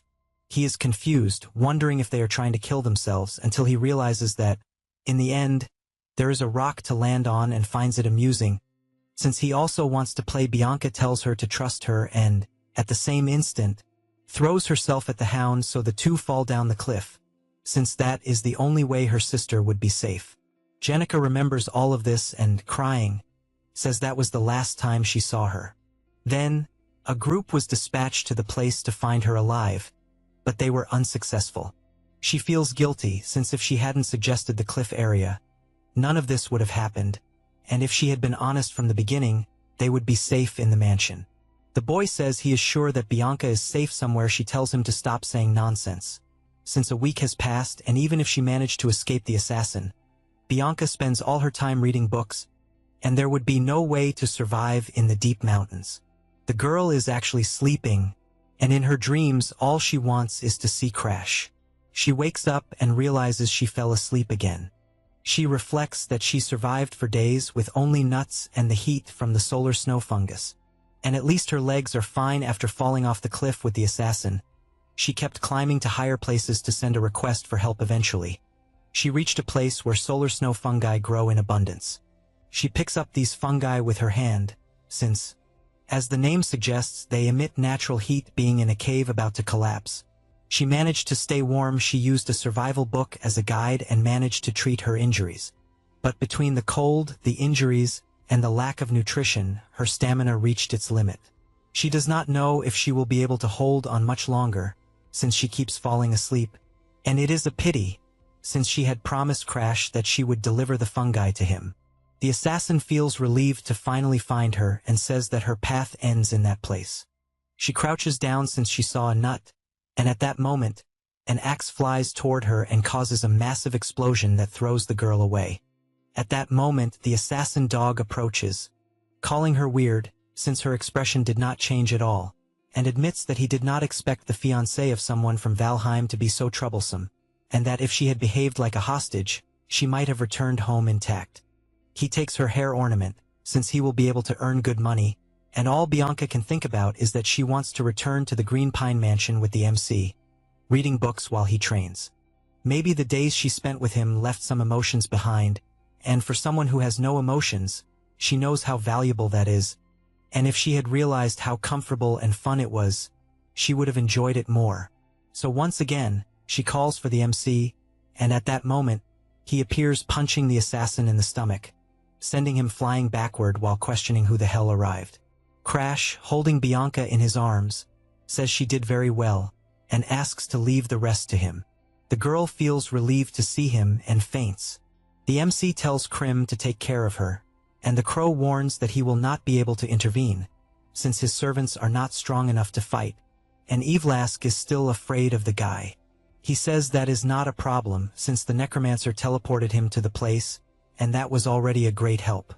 Krim says that last time he escaped by luck, but states that unfortunately the assassin dog is stronger than him, and therefore asks if he is sure he can win. The MC replies that it does not matter how strong the guy is, since in the end he will win. Bergman asks who he is, and why he is intervening. Crash tells him to give it back, but the guy does not understand what until he takes the ornament back since it belongs to his fiancée. Immediately, the assassin dog advances since he is facing the famous brat from Valheim, and soon the MC realizes how fast the guy is, since he can barely keep up with him using his sixth sense. Bergman says that if he takes both of them as hostages, the price will increase tenfold. Both begin to exchange blows, and the MC is increasingly pressured. The dog wants to see how long he will be able to block the attacks, until he lands a direct hit on the sword that sends it flying away. Then he approaches since the game is over, but finds it strange since Crash disappeared, and he cannot sense him anywhere. The MC appears behind the opponent and lands a close-range strike strong enough to crack some of the guy's ribs. However, the MC picks up his sword again since he needs an even stronger blow, and so he advances with his Ignis ability. The guy does not understand what the hell is happening and activates his Ghost Link, which puts the MC into a kind of illusion. The dog takes the opportunity to approach and asks if he believes he will be able to endure this, and since the search party will arrive at any moment, he decides to deliver the final blow to end it all. The MC knows that this is a secret technique that manipulates the sense of aura through sound. Before his regression, he would have been defeated in an instant, but he has already overcome this many times, and his hypersensory perception through the flow of mana can activate the mind's eye. He is aware that he cannot show all his cards. Meanwhile, Bergman wonders if it was a bluff, since when the MC blocked his axe, he showed a movement that was far from normal, and he does not know how long the phantom bond of such a dangerous power will last. And he was right, because out of nowhere, the MC breaks free, and the dog laughs. As he was sure he was not an ordinary prey, he realizes he will have to be more careful when approaching, but finds it strange since Crash is not reacting to his provocations. This makes him consider that his ability is finally taking effect, and so he activates the Phantom Axe, as he must continue attacking until he tires and wants to see how long he will endure this endless illusion. The MC blocks as best as he can, even with some attacks passing through his defense, and Krim becomes worried since at this rate Crash will really die. Evelask asks if it is really fine to let him die in a place like that, and wonders if she should help him, but she is aware that if she defeats Bergman, it will be extremely problematic, since his master, the Mad Dog, will hunt her down for revenge. She watches the course of the battle, and decides that despite her hesitation, she must repay her debt and cannot abandon her benefactor. However, the crow throws her away, telling her not to interfere, since it was the MC himself who chose to deal with the situation alone. Because of this, he asks her to trust the man who restored her heart, since he has the mental strength to carry the fight to the end. Evelask says that is fine, but warns that if Crash dies, she will resurrect his corpse. The MC realizes he is at his limit and has been reading the assassin dog's attacks using his mind's eye. But his aura is exhausted, so, from that moment on, he needs to trust his instincts. However, the axe that hits was an illusion, and the assassin dog appears from above attacking, ensuring that this will be his end.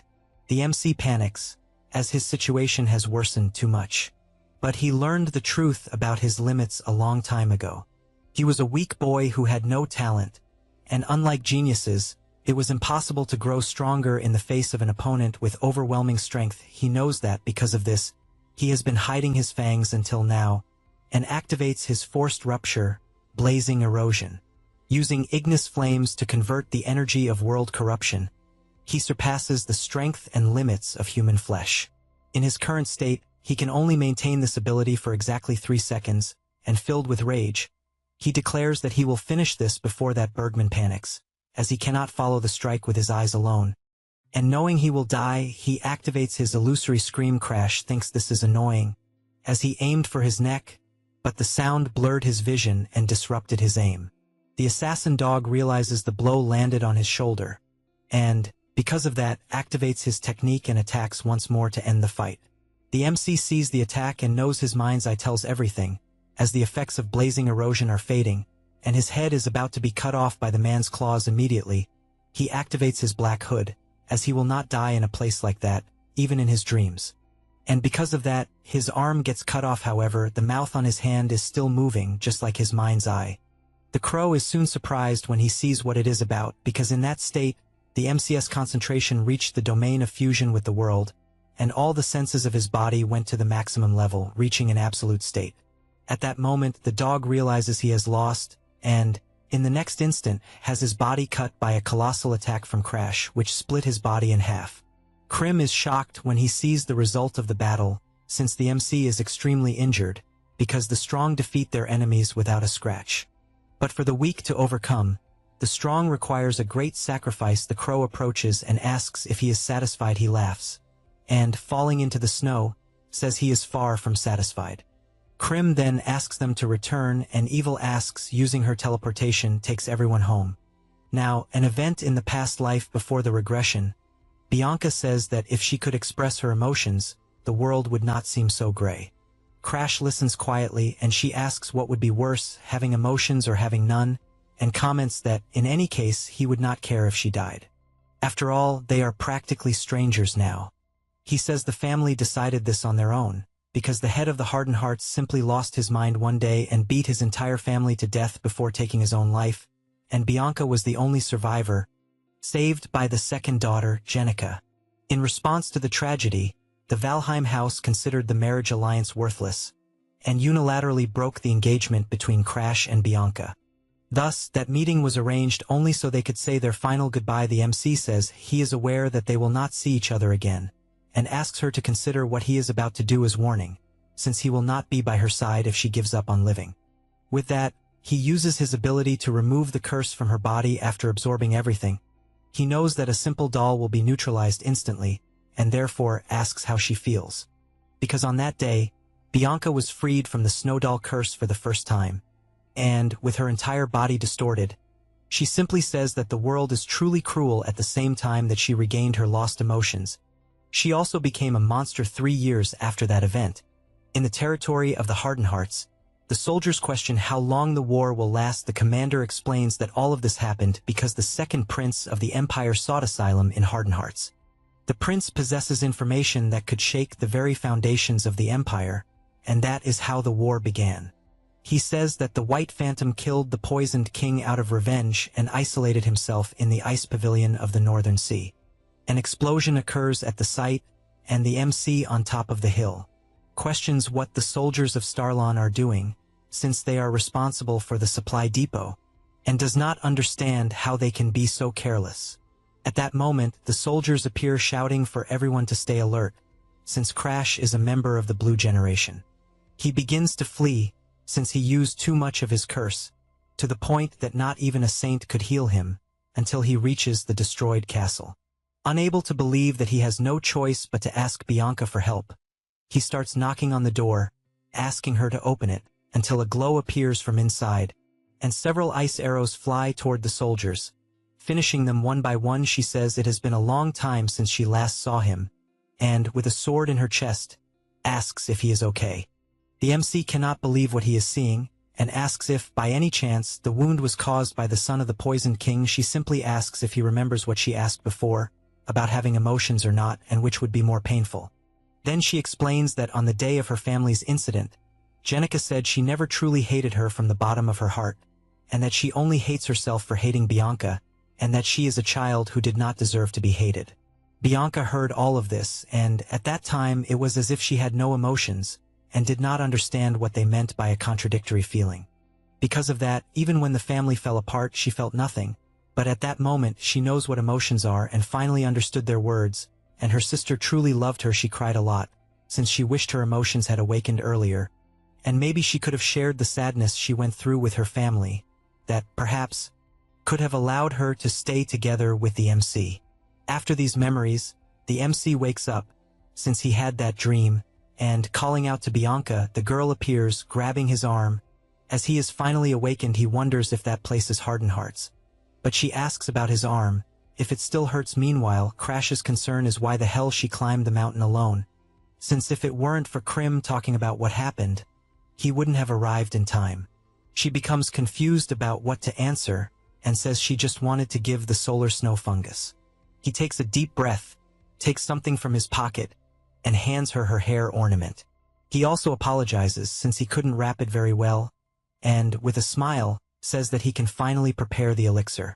She sees all of this and just thinks that she has no emotions, and even with him risking his life to save her, she cannot feel joy nor anger, and much less sadness. She reveals that she feels frustrated to the point she can't stand it, and doesn't want to stay like this all the time, since she wants to smile with him and also wants to cry, and when he is angry she also wants to feel angry together. Having said that, she says she would hate for his emotions to disappear along with hers, and that if he can no longer smile, then she doesn't want that either.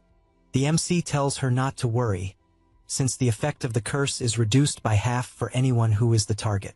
She holds his hand and says that, if that is the case, then she asks him, please, to bring her emotions back. Crash says there was no need to even ask. That's because the second unlocking condition has been met, which was to become the most important person to Bianca. By doing this, all emotions surge in her mind, and seeing him smiling, she can't hold back and runs to hug him.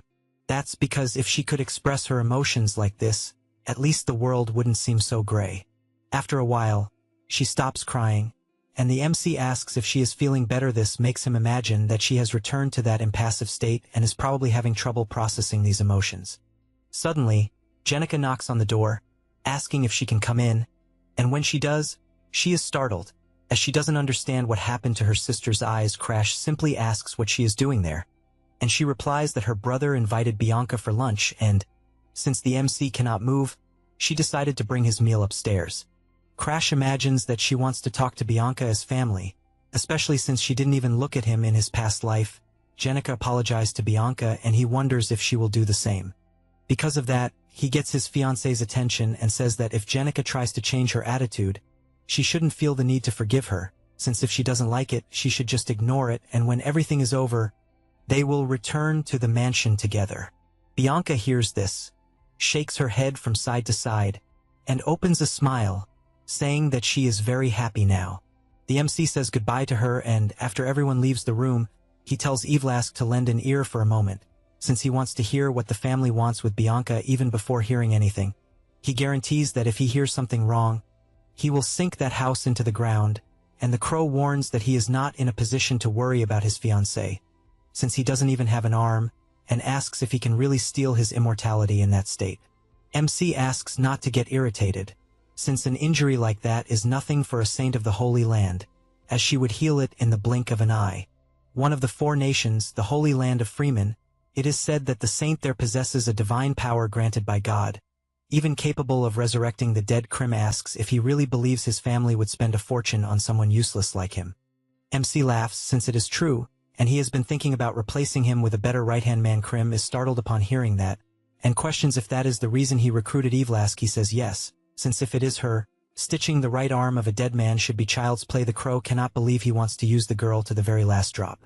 He reflects that, in fact, it is just a coincidence, as he does not exactly plan to lose an arm, and says he plans to meet the demon of the sword. The crow is startled, since he knows who he is talking about, and questions if he really found his remains. That is because the demon of the sword was a legendary swordsman who once shook the world. He was a genius of quick draw, and killed his enemies without them even seeing the sword. Krim shouts that he does not agree with this, since the swordsman was his masterpiece, and because of that, he will not let him lay his hands on him. MC warns that he needs to become stronger, and therefore must recreate him, just as he recreated the demon of the sword. The crow tells him to be quiet, since that is exactly why he preferred that loser of the blind sword over him. MC simply says that he is aware that his master cares about all his subordinates. In addition, he knows that finding the weakness of Crimson Garden is quite simple. That is because this guy sees the world through the eyes of his subordinates, and that is why he unconsciously grows attached to them, since he has the saint on his side. If he continues healing his subordinates while torturing them, he will end up revealing the location on his own. MC saw this before the regression, and thought it was insane how Arthur did that. He reveals that the demon of the sword died of old age, but his style has not died yet, and since he knows his master can see everything, then all he needs to do is transplant the demon swordsman's arm into himself, and with that, he will be able to bring the legendary techniques back to life. The crow becomes undecided about this, and asks to wait for 2 days. MC thanks him, and imagines that this resolves the situation of his arm now. He only needs to see how the House Valheim will react to the news he sent, and still needs to settle his matter with Hardened Hearts regarding that arm. In addition, he is worried about Ariad, since even though he was informed, he must still be concerned. He lies down on the bed, since he is tired, and Avalask remains relaying the communication through the rat. Bianca refuses the request, and Mariakin, who is her brother, says that he has already settled matters with the vassals, and because of that, she must hand over the position of fiancée to Jenica.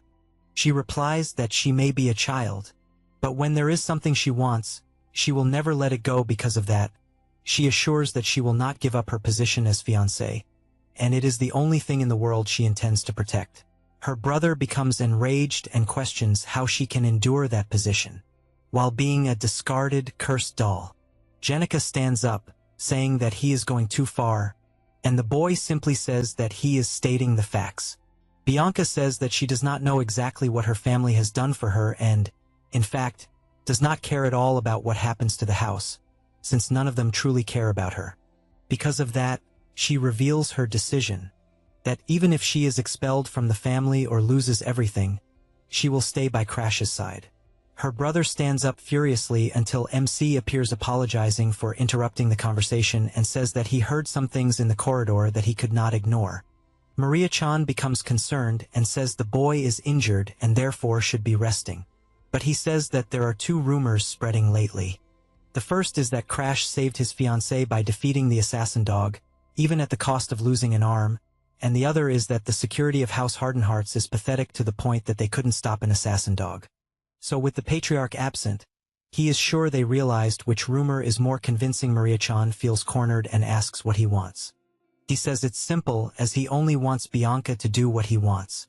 The boy is surprised, as he initially thought his sister just wanted to leave the family and can't believe the 2 of them really formed a bond. Seeing no options, he accepts the proposal. The MC says he has one more thing and asks if the priest of Harden could heal his arm, since the results will be clear in 2 days and that would be good for a priest's reputation. Maria-chan doesn't understand what the hell he is planning but decides to accept at that moment. Jenica is shocked, calling her brother, since out of nowhere Bianca completely changed her expression. Meanwhile, elsewhere, a man reads the report and, in an imposing manner, says the name Crash. 2 days later, in an open field in Hardened Hearts, the MC continues training and thinks it is harder than he expected. Combining the quick draw technique of the Sword Demon with his single strike ability requires terrifying concentration. He is trying with only one arm and realizes that the fact that he is an idiot hasn't changed. Even so, he is relieved that the curse of the snow doll worked. Thanks to that, the flow of the immersion poison was neutralized. Now he possesses blazing erosion. By burning the energy of worldly corruption absorbed through the poison, it is possible to force the breaking of the Bodhi's physical limiters. However, everything has a price. The moment this ability ends, the user becomes incapacitated. He knows it is an absolute limit and cannot be used for long. If he could at least regulate the heat, he could extend its duration. He has cold energy, the yin energy of the moon, and smiling. This leads him to his next goal, which is the dark lunar physique of the Emperor of Flames. He is confident that once his arms are healed, he will steal that guy's curse. Sometime later, he goes to Evlask's house and suddenly the door opens and number 8, who is Evlask's servant, welcomes him and says her master is waiting. The MC observes those rabbit ears and thinks the interior is just as he remembered.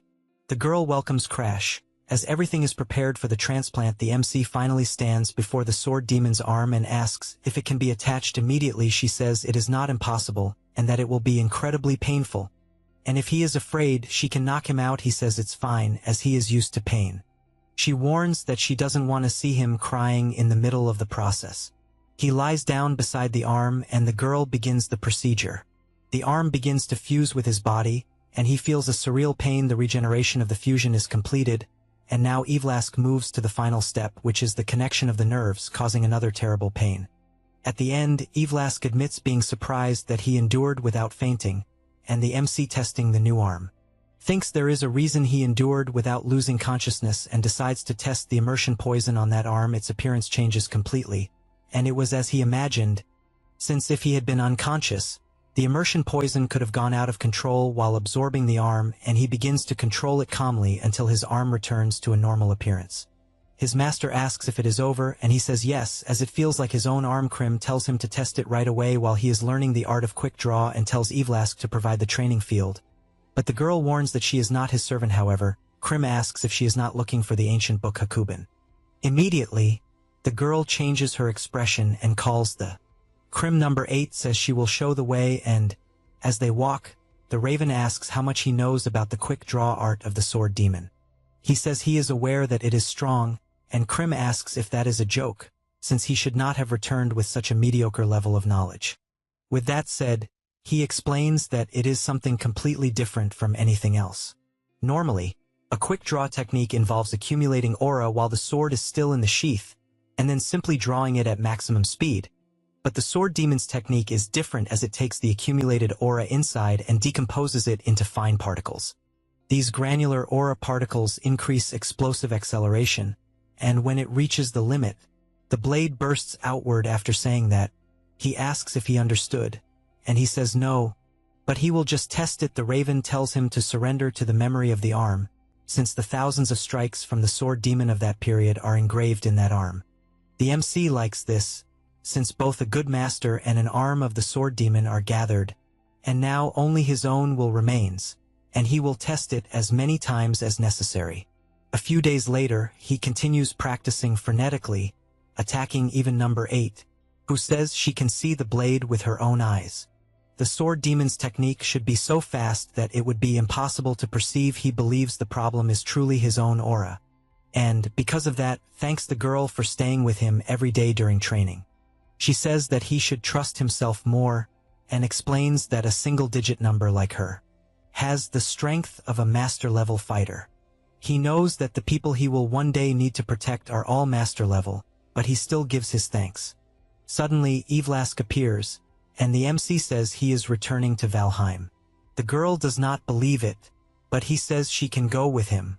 However, she thinks there are too many frightening people in that family, and he imagines she might be talking about the 5 elders, since they would probably try to make her a slave. Knowing that, he asks if she would mind waiting at her house, and only asks that she keep an eye on someone called the King of Poisons so that he does not interfere with the hardened hearts.